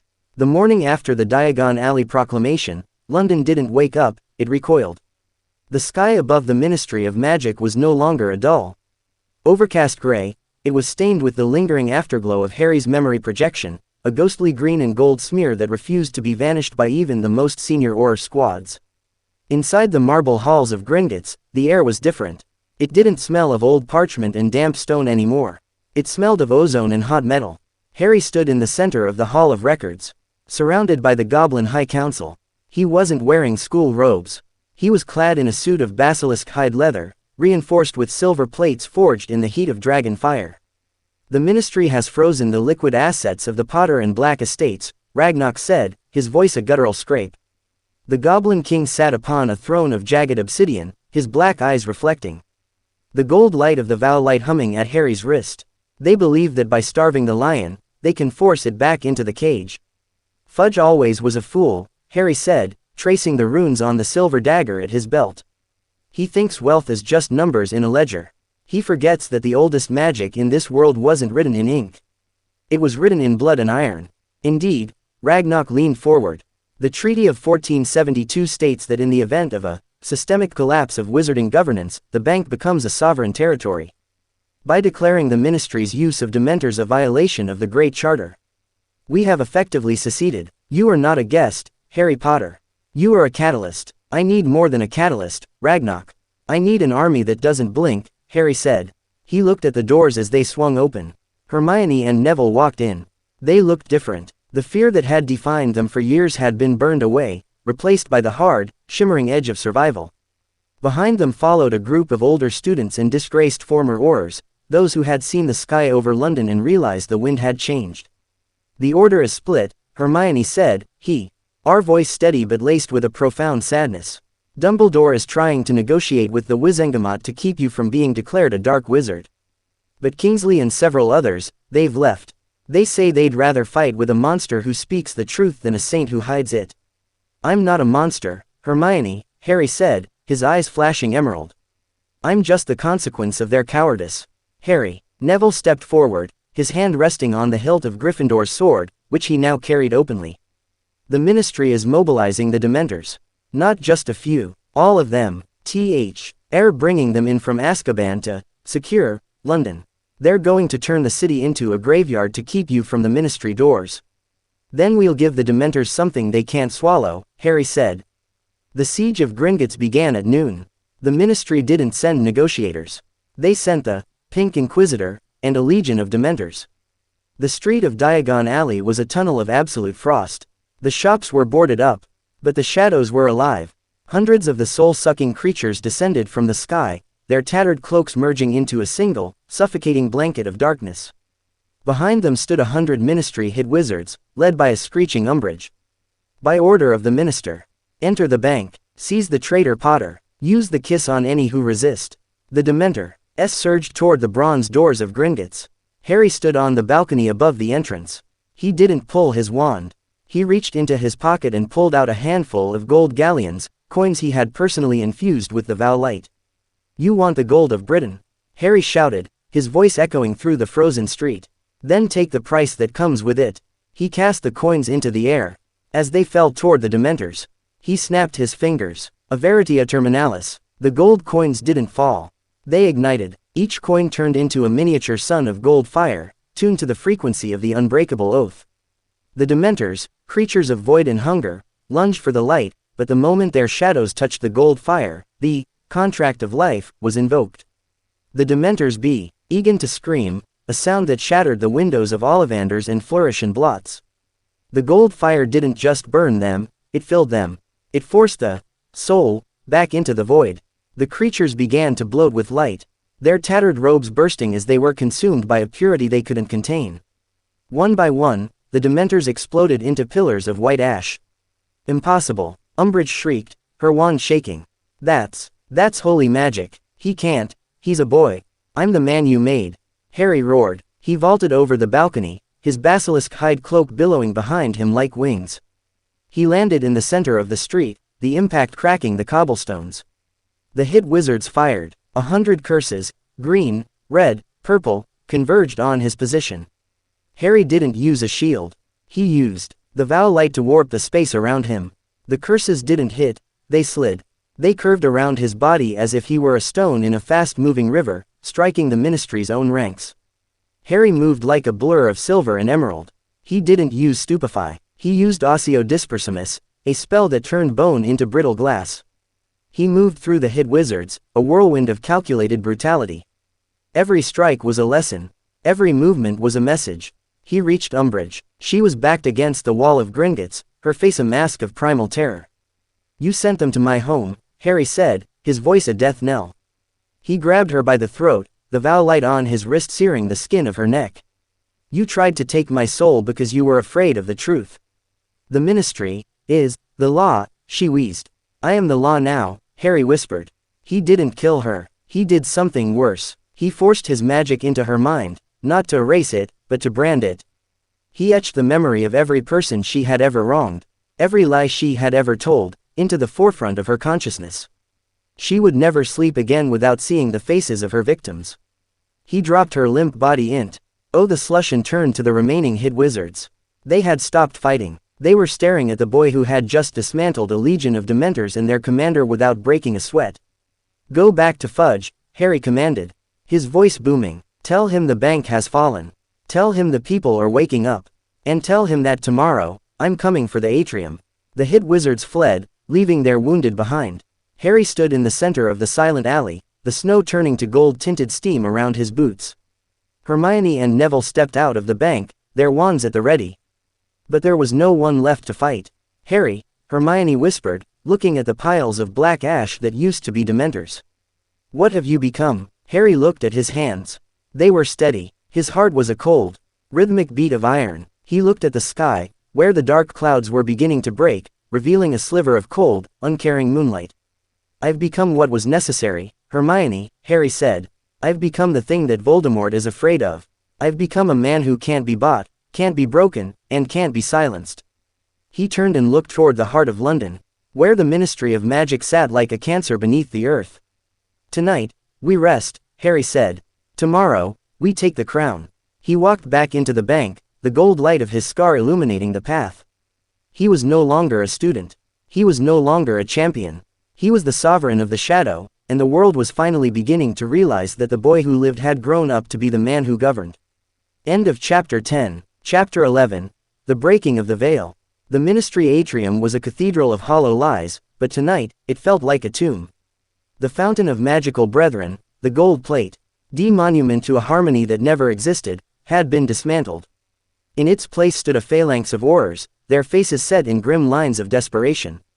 They weren't fighting for Fudge anymore, they were fighting for the only world they knew. At the center of the hall stood Cornelius Fudge, his hands trembling so violently he had to grip the edge of the security desk.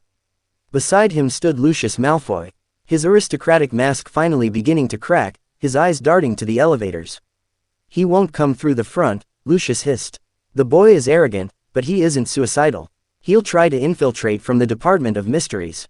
"He doesn't need to infiltrate, Lucius," a voice boomed, vibrating the very floorboards. The massive fireplaces of the flow network didn't flare green. They erupted in a violent, blinding gold. The soot and ash were swept away by a localized hurricane of magic as Harry Potter stepped out of the flames. He wasn't alone. Behind him marched the Iron Covenant, Neville, Hermione, and 30 goblins in full ceremonial battle plate, their shields etched with the runes of the Potter crest. "Halt!" Kingsley Shacklebolt stepped forward, his wand raised, though his eyes were full of a deep, agonizing conflict. "Harry, don't do this. If you cross this floor with an armed force, there is no coming back. You'll be branded a revolutionary." The revolution happened. The moment the first Dementor touched Little Whinging, Kingsley, Harry said. He didn't stop walking. Every step he took cracked the polished dark wood of the floor. "I'm not here to negotiate with a dying regime. I'm here to collect the debt." "Arrest him," Fudge shrieked from the back. "Aurors, do your duty. Kill the traitors." The Aurors hesitated. They looked at the boy who had a halo of gold fire behind his head. They looked at the goblins who hadn't been seen in the Ministry since the Great Rebellions. "Fire!" Lucius Malfoy roared, losing his composure. He unleashed a jet of black light, a curse designed to liquefy the lungs. The battle for the heart of Britain began not with a whimper, but with a roar of kinetic energy.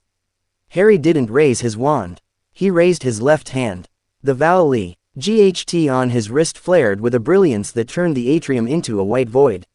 Malfoy's curse hit an invisible wall of gold lattice and shattered into harmless sparks. Neville, the flank, Harry commanded. Neville Longbottom moved with a lethality that would have terrified his grandmother. He didn't duel, he dismantled. Using a combination of herbology-based transfiguration and raw, focused aggression. He turned the wooden floorboards into grasping, thorny vines that dragged the frontline Aurors to the ground. Hermione stood at Harry's side, her wand a blur of precision. She wasn't casting curses, she was deconstructing the Ministry's wards. With every flick of her wrist, the anti-apparition fields and the communication jammers collapsed. Potter. Bellatrix Lestrange stepped out of the shadows near the elevators. Her cackle echoing like breaking glass. The ickle baby Potter thinks he's a king. Let's see how a king bleeds. Crucio. Harry didn't dodge, he caught the curse on the silver dagger at his belt. The blade absorbed the red light, the blood runes turning a dark, angry crimson. Harry lunged, his speed bolstered by the gold energy in his veins. He was in her space before she could blink. He didn't use a spell. He slammed the hilt of the dagger into her jaw, the sound of bone shattering punctuating the chaos. As she fell, he whispered into her ear. "You're not the same terrifying thing in this room anymore, Bella." He stood up, looking over the carnage. The atrium was a wreck. Goblins were engaging the Ministry's heavy hitters in brutal close-quarters combat. The air was thick with the scent of ozone and copper. Harry turned his gaze toward the elevators. He felt a sharp, icy needle of pain in his scar. It wasn't the dull throb of proximity, it was a rhythmic, calling pulse. "He's here," Harry said. The elevator doors at the end of the hall didn't open, they were blown off their tracks by a burst of black smoke. Lord Voldemort stepped out. He looked different than he had in the graveyard. His skin was translucent, the gold blood of the Unbreakable Oath visible as glowing, erratic veins beneath his pale surface. He looked like a man being consumed by the very power he had stolen. "You brought the war to my doorstep, Harry," Voldemort hissed, his voice a low, terrifying vibration that silenced the room. The fighting stopped. Goblins and Aurors alike backed away from the two titans. "This isn't your doorstep, Tom. It's a tomb you're trying to occupy," Harry said. Voldemort laughed, a sound of dry lungs and ancient malice. "You think you understand the oath? You think you can bind a soul that has been split 7 times? You've only succeeded in giving me a taste of your light. And I find I am very, very hungry." Voldemort raised the Elder Wand. The air in the atrium began to scream as the atmospheric pressure plummeted. Avada Kedavra. The green bolt was massive, not a jet, but a wave of necrotic energy. Harry didn't use a shield. He didn't use a physical barrier. He reached into the void of the vow light and pulled. He forced the gold energy out of his skin, shaping it into a mirrored shield of pure, solid intention. The green light hit the gold mirror. The explosion was catastrophic. The fountain of magical brethren was vaporized. The glass windows of the upper offices shattered, raining down like diamonds. Through the smoke, the two of them moved. It was a dance of gods. Voldemort moved like shadow, teleporting through the atrium, leaving trails of black fire that consumed the wood and stone. Harry moved like a star, his gold light cutting through the darkness. His spells not just hitting, but erasing the ground where Voldemort stood. "You cannot win, Harry," Voldemort roared, his face contorting as the gold blood in his veins flared. "The more you fight, the more the oath binds us. If I die, you die. That is the symmetry of your clever little contract." "I know," Harry said, his voice eerily calm. He blocked a lash of fire and countered with a burst of kinetic force that sent Voldemort crashing into the security desk. Harry stepped forward, his boots crunching on the glass. "That was the point, Tom. I didn't bind you to keep me safe. I bound you so that when I finally end this, there won't be anything left of you to come back." Harry lunged, the silver dagger drawn. Voldemort parried with a blade of black ice conjured from the air. They clashed in the center of the hall, the gold and black energy swirling into a vortex that began to pull the very air from the room. "You're willing to die for this?" Voldemort wheezed, his eyes wide with a flicker of genuine shock. "The hero wants to be a martyr." "I'm not a hero," Harry whispered, his face inches from the Dark Lords. "And I'm not a martyr. I'm Jew, Saint, the guy who's going to make sure you never see the sun again." Harry twisted the dagger, but he didn't aim for Voldemort's heart. He aimed for his own hand, the one marked with the white scar. He drove the silver blade through his own palm. The scream that erupted didn't come from Harry. It came from Voldemort, because of the Unbreakable Oath, because of the shared blood, the physical damage to Harry's contractual hand was amplified tenfold in Voldemort's soul. The gold blood in the Dark Lord's veins turned into liquid fire. Voldemort collapsed, his skin beginning to crack and peel, revealing a core of blinding, unstable light. "Harry, stop!" Dumbledore's voice echoed from the entrance. The headmaster had finally arrived, but he was too late. The ritual of the oath had reached its terminal phase. Harry looked at Dumbledore, blood dripping from his hand, his eyes glowing with a terrifying, final clarity. "It's over, Professor," Harry said. Voldemort let out a final, agonizing roar. As the gold energy within him reached critical mass, the Dark Lord's body didn't just die, it disintegrated into a pillar of gold and black ash that shot up through the ceiling of the Ministry, piercing the earth and lighting up the London sky like a second sun. The shockwave knocked everyone to the ground. When the light faded, the atrium was silent. The elevators were gone, the fountain was gone, and in the center of the ruin, Harry Potter sat on the floor, clutching his bleeding hand, looking at the spot where the most dangerous wizard in history had finally ceased to exist. He was alive. As he looked at the white scar on his wrist, now etched in a permanent, glowing gold, he knew the price had been paid. He wasn't the boy who lived anymore. He was the man who had survived the end of the world. End of Chapter 11. Chapter 12. The Ashes of the Old World. The dust in the atrium didn't settle. It hovered, a shimmering haze of pulverized marble and the carbonized remains of a Dark Lord. The silence was heavier than the explosion had been. It was the sound of 1,000 years of pure blood supremacy and ministry bureaucracy being ground into the dirt. Harry sat in the center of the crater, his breath coming in shallow, jagged hitches. The gold light of the vow light was still leaking from his eyes, staining his tears a brilliant, incandescent yellow. His hand, the one he had pierced, wasn't bleeding red anymore. A thick, viscous gold fluid welled from the wound, sealing the flesh with a heat that made the air around him ripple. Harry. Hermione was the first to reach him. She didn't check for a pulse. She knew he was alive by the sheer pressure of the magic radiating off him. She knelt in the debris, her robes torn, her face smeared with the soot of the battle. Is it done?" she whispered. Harry looked at the spot where Voldemort had vanished. There were no robes left. No wand. Only a scorched circle on the floorboards that seemed to drink the light. "The vessel is gone," Harry said, his voice sounding like two stones grinding together. "The blood I gave him, the oath recognized it as a breach of the living contract. It didn't just kill him, Hermione. It unmade him, and the Horcruxes." Dumbledore's voice was weary, stripped of its legendary resonance. The headmaster stood at the edge of the crater, his blue eyes fixed on Harry with a look of profound, terrifying awe. A soul split so many times, it usually requires more than a physical death. Harry stood up, his movements fluid and predatory. He didn't need a hand to help him.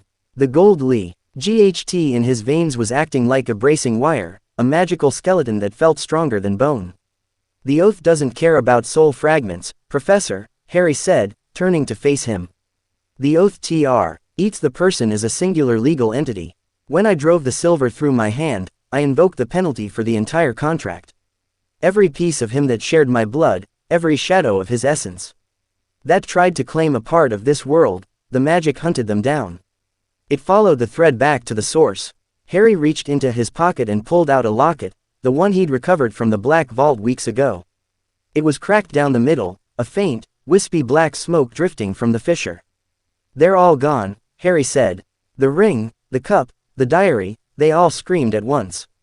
I felt them pop like bubbles in my head." Dumbledore closed his eyes. A single tear tracked through the grime on his cheek. "You've done it. You've achieved the impossible. But at what cost, Harry? Look at you. You are more light than man." "The cost was a world that didn't deserve to be saved by a child," Harry spat. He turned away from the headmaster and looked at the surviving ministry staff and Aurors. They were huddled in the shadows, watching him.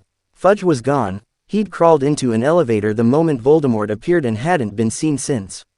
Harry walked toward the center of the hall, where the debris had piled into a jagged throne of stone and gold leaf.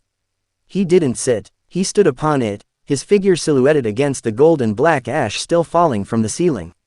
"Hear me." Harry's voice wasn't loud, but it possessed a gravity that pulled every eye in the room toward him. "The Dark Lord is dead. The ministry that hid him, that fed him, and that tried to murder me to keep his secrets. That ministry is finished. You can't just dissolve the government, Potter. A voice cried out from the back, a junior undersecretary clutching a clipboard like a shield. Harry looked at the man. The vow light flared. The man's clipboard ignited in his hands, turning to ash in a second. I am the only thing standing between you and the chaos you've spent 13 years ignoring, Harry said. The goblins of Gringotts hold your gold. The Iron Covenant holds your security.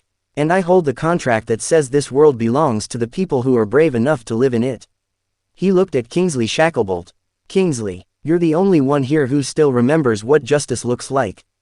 Take the oars. Secure the lower levels. Round up every Death Eater who thinks they can hide in the confusion. If they resist, use the vow. They'll know what it means. Kingsley nodded once, a sharp, soldier's salute.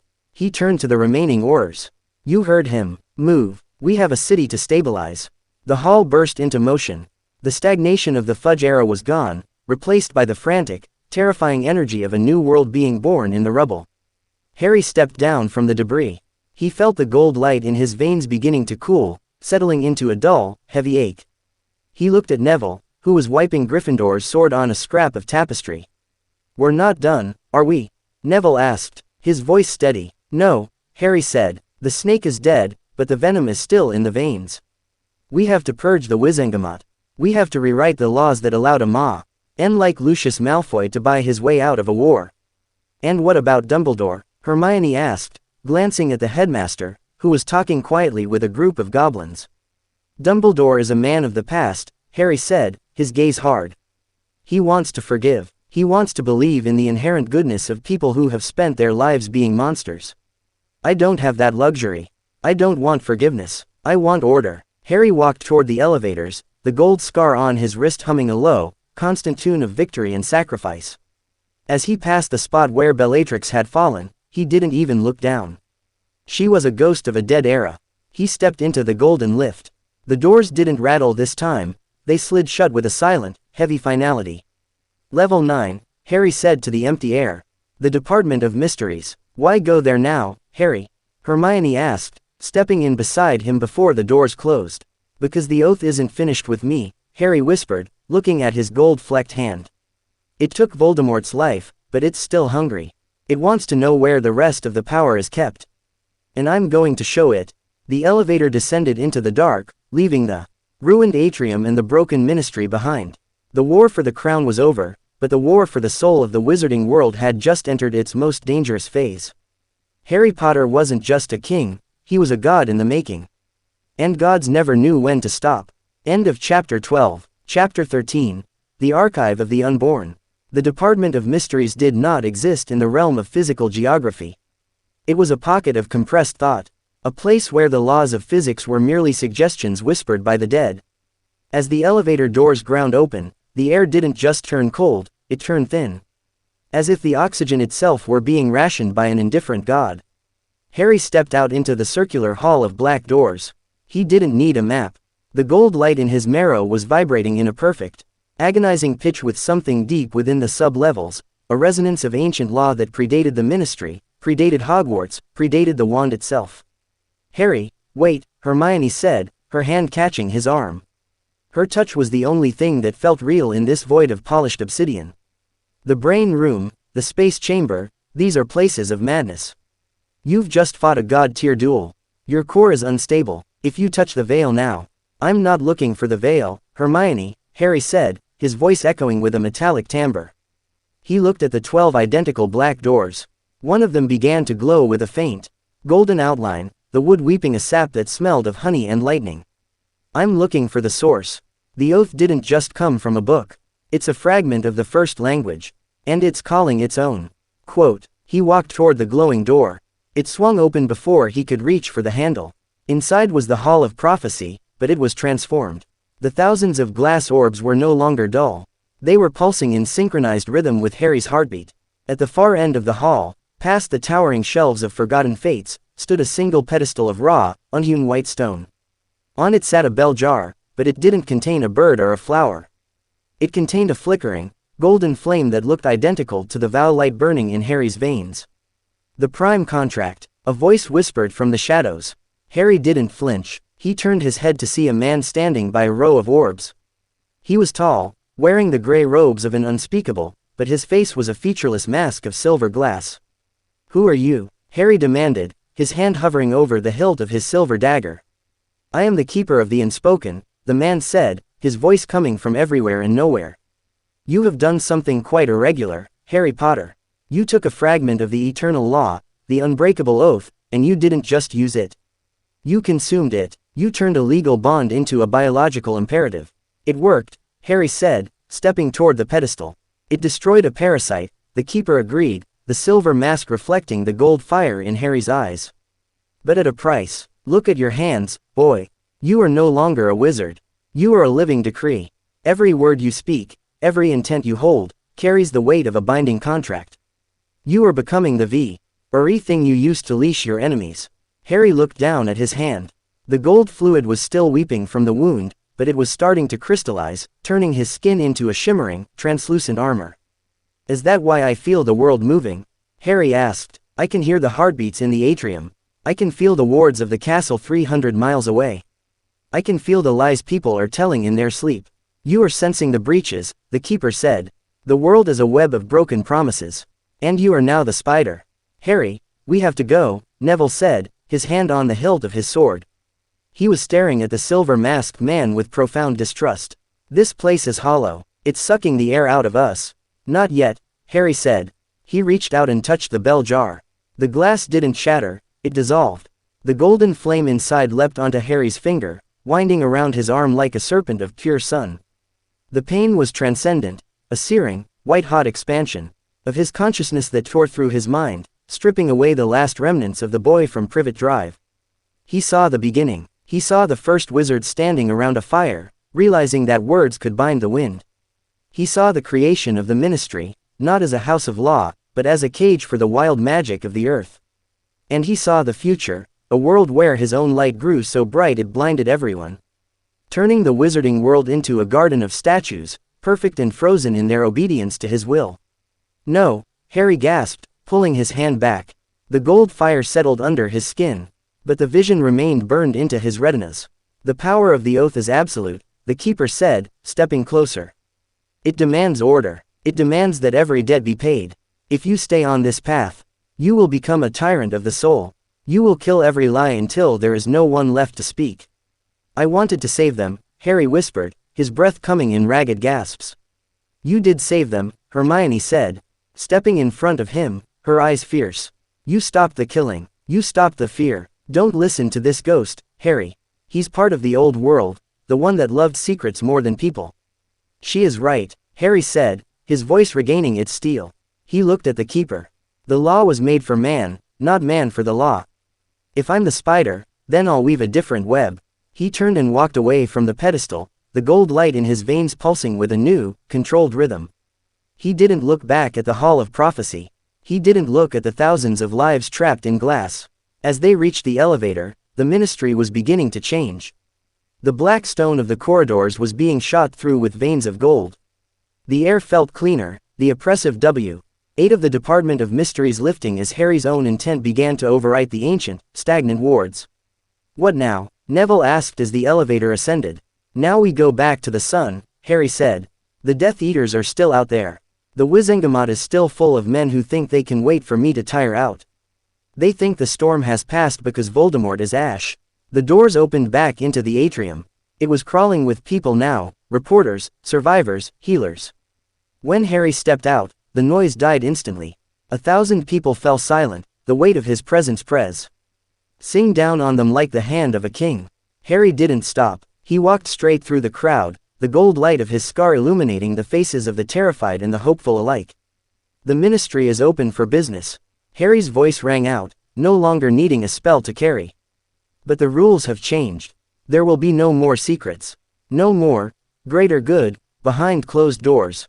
Every oath sworn in this hall will be unbreakable. Every promise made to the people will be a debt of blood." He looked at the wreckage of the Fountain of Magical Brethren. With a flick of his wrist, the twisted gold and shattered stone rose from the floor, reshaping itself not into a statue of wizards and creatures, but into a simple, unyielding pillar of white marble. On it, Harry carved a single word with the fire of his own soul: truth. If you cannot live by that, Harry said to the room, then you have no place in my world. He walked toward the exit, his friends at his side. He was the God Slayer, the King of the Shadow, and the Sovereign of the Light. The war for the crown was over. The war for the truth had just begun. And Harry Potter, the boy who refused to die, was finally ready to live. End of Chapter 13. Chapter 14. The Judgment of the Ancients. The sky above Hogwarts was no longer the deep, familiar velvet of the Highlands. It was an iridescent bruised purple, swirling with the residual fallout of the Ministry's collapse. A week had passed since the atrium fell, and the world had entered a state of paralyzed transition. The Daily Prophet had ceased publication. There were no journalists left brave enough to ink a page that might be scrutinized by the gold-eyed sovereign. Harry stood on the astronomy tower, his gaze fixed on the horizon where the forbidden forest met the mountains. He wore no cloak against the biting wind. The vow-light humming in his blood kept him at a constant, feverish temperature.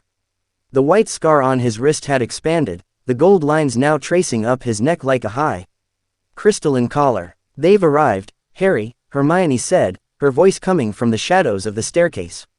She sounded exhausted. For 7 days, she had been the architect of the new bureaucracy, drafting the covenants of transparency that every witch and wizard was now required to sign. How many? Harry asked, not turning. All of them, the Wizengame's remaining lords, the heads of the European ministries, and the ICW representatives, she replied. They're gathered in the Great Hall. They're calling it a hearing of accountability. They want to know if you intend to be a leader or a god. The distinction is lost on the fearful, Harry said. He turned, and Hermione flinched. His eyes were no longer pupils and irises, they were twin pools of molten emerald, glowing with a steady, judgmental heat. They sat in silence while Voldemort built a throne of bone. They stayed neutral while Dementors marched on London. Now they want to discuss accountability. Dumbledore is with them, she whispered. He's trying to calm them, but he looks like he's seeing a ghost when he looks at you. He is, Harry said. He's seeing the ghost of the boy he thought he could control. The Great Hall was a sea of crimson and plum-colored robes. The 4 house tables had been removed, replaced by a circular amphitheater of stone benches. At the center stood a single chair, the witness chair, chained with heavy, cold iron. Harry didn't walk down the center aisle. He appeared in the center of the circle in a flash of gold light that made the ancient stone floor groan. He didn't sit in the chair. With a flick of his fingers, the iron chains turned to dust, and the chair itself dissolved into a puddle of molten wood. You summoned me to account for my actions, Harry said, his voice resonating through the hall like a funeral bell. I am here, speak. Lord Ogden, the oldest member of the Wizengamot, stood up, his hands shaking as he leaned on his staff. Harry Potter, you have dismantled the legal infrastructure of this nation. You have used magic of a grade that borders on the divine and the catastrophic. You have executed a Dark Lord without a tria. Ellen seized the Bank of England's magical reserves. By what authority do you stand before us? By the authority of the Unbreakable, Harry said. He raised his left hand, and the vow light flared, illuminating the faces of the lords. Every one of you swore an oath of office to protect the people of this realm. You broke that oath. Under the laws of the first language, a broken oath creates a vacuum of power. I am simply the one the magic chose to fill it. This is madness, a French representative shouted, standing up. You are a 14-year-old boy who has stumbled upon a power you cannot comprehend. You speak of first languages and eternal law as if you are a scholar, yet you are a child drenched in blood. I am the child you left in the graveyard, Harry countered, his voice dropping to a low, lethal growl. I am the child you expected to die so you could continue your tea parties and your petty politics. If you want to talk about comprehension, let us talk about the price of survival. Harry closed his eyes and reached out with his mind. He didn't use a pensieve. He forced the collective consciousness of the room into the memory of the oath backlash. Suddenly, every person in the hall felt the gold fire in their veins. They felt the agonizing weight of every lie they had ever told. They felt the crushing responsibility of the lives they had allowed to be lost. Lords fell from their benches, clutching their chests. The air in the Great Hall became a pressurized chamber of truth. Stop it, Harry. Dumbledore's voice cut through the psychic static. The headmaster stood at the high table, his wand drawn but pointed at the floor. You are torturing them. This is the path of the man you just killed. Harry broke the connection. The lords gasped, slumped over their benches, weeping or vomiting from the sheer intensity of the experience. "No, Professor," Harry said, looking at Dumbledore with a pity that was more painful than anger. "Voldemort tortured for pleasure. I am simply showing them the weight of their own choices. If the truth feels like torture, it's because their lives are built on rot. You cannot force a world to be perfect, Harry," Dumbledore pleaded. "People are flawed. They need the freedom to fail, to lie, and to grow." "They've had centuries to grow," Harry said. "They chose to wither. I am not forcing them to be perfect. I am forcing them to be honest. From this day forward, every person who holds a position of power in this world will be bound by a vow. If they betray their people, the magic will take them, just as it took Crouch. Just as it took Tom. And who binds you, Harry?" Neville's voice came from the back of the hall. He was leaning against the oak doors, his arms crossed. He was the only one in the room who didn't look afraid. "If you're the king of the vow, who ensures you don't turn into the very thing we fought?" The hall went silent. Harry looked at his best friend, the boy who had stood in the maze, the boy who had carried the sword. "The magic binds me, Neville," Harry said. "The oath I took in the Great Hall was symmetrical. I am the enforcer, but I am also the prisoner. If I act for my own gain, if I eat this power for anything other than the preservation of the truth, the vow light will consume me from the inside out." Harry walked toward the high table, the gold light of his footsteps leaving permanent marks on the stone. He stopped in front of Dumbledore. "I'm leaving Hogwarts, Professor. This school is for children who still have a world to inherit. I have to go and build that world." "Where will you go?" Dumbledore asked, his voice a whisper. "To the heart of the web," Harry said. "The Ministry is a ruin, but the foundations are still there. I'm going to rebuild it, not out of marble and lies, but out of iron and iron-clad promises." He turned back to the Wizengamot. "You have 24 hours to sign the covenants of transparency. Those who do not will be stripped of their magic and exiled to the Muggle world. We are done with the shadows. We are done with the greater good. From now on, there is only the truth." Harry didn't wait for a vote. He didn't wait for a protest. He began to glow with a light so bright it was impossible to look at. The air around him began to hum, a high-frequency vibration that resonated with the very foundation of the castle. "Harry," Hermione cried out, reaching for him. "It's okay, Hermione," Harry said, his voice sounding like it was coming from a great distance. "I'm just going home." The light expanded, swallowing the great hall in a blinding white gold flash. When it faded, Harry Potter was gone. The stone floor where he had stood was scorched with a single, massive rune, the symbol for justice. The lords of the wizarding world sat in the silence, looking at the empty space where a boy had once been. They looked at their own hands, realizing they were trembling. For the first time in their lives, they weren't afraid of a dark lord in the distance. They were afraid of the light inside themselves. End of Chapter 14. Chapter 15. The Last Will of the Sovereign. The Ministry Atrium had been rebuilt, but not in the image of the old world. The dark, claustrophobic wood was gone, replaced by pillars of translucent white quartz that hummed with a low, choral frequency. There were no elevators. Movement through the levels was governed by intent. If you had no business in the Department of Mysteries, the floor simply would not open for you. At the center of the hall, where the fountain once stood, was a simple, circular dais of iron. Harry Potter sat upon it, though it was not a throne. He wore robes of charcoal gray, devoid of any house or rank. He looked older, not in years, but in the way his features had settled into a mask of absolute, terrifying stillness.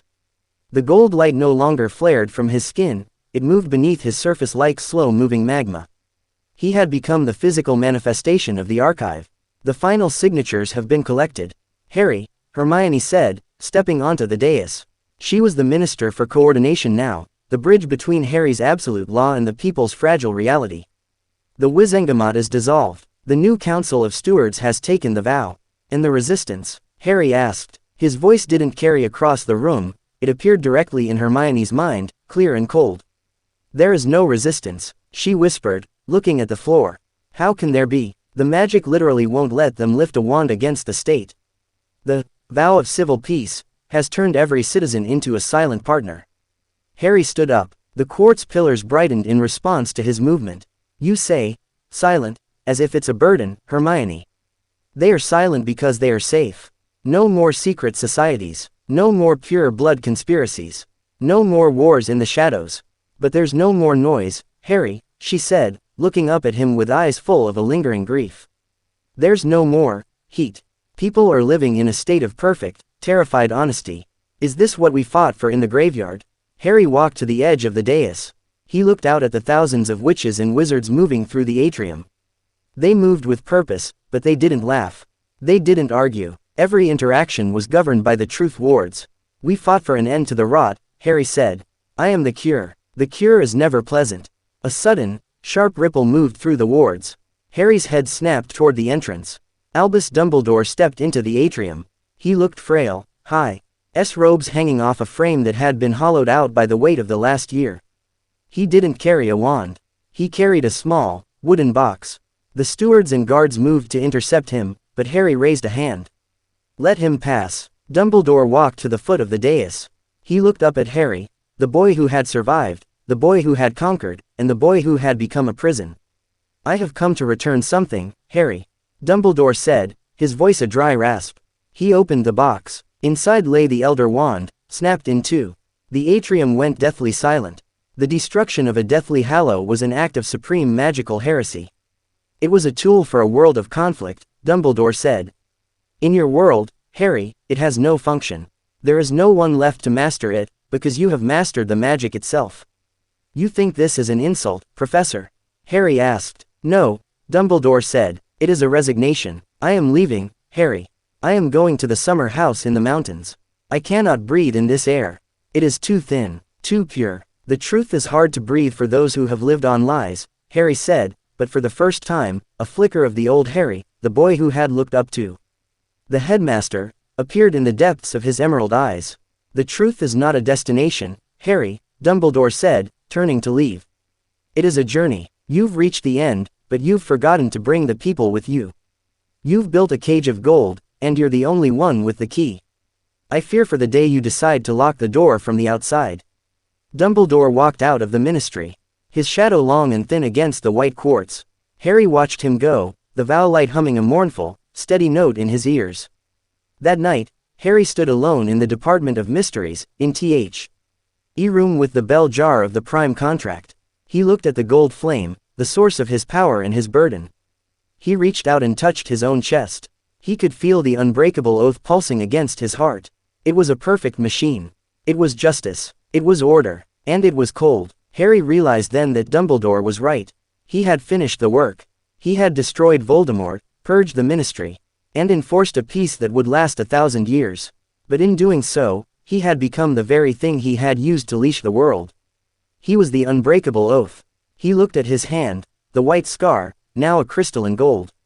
The debt is paid, Harry whispered to the empty room. He didn't call for Hermione.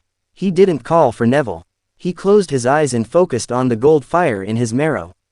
He didn't try to control it. He didn't try to shape it. He let go. He collapsed the symmetry of the bond. He turned the vow light back on itself, invoking the final clause of the sovereign's contract, when the work is done. The tool must be returned. The explosion of light didn't shatter the ministry. It was a silent, internal supernova.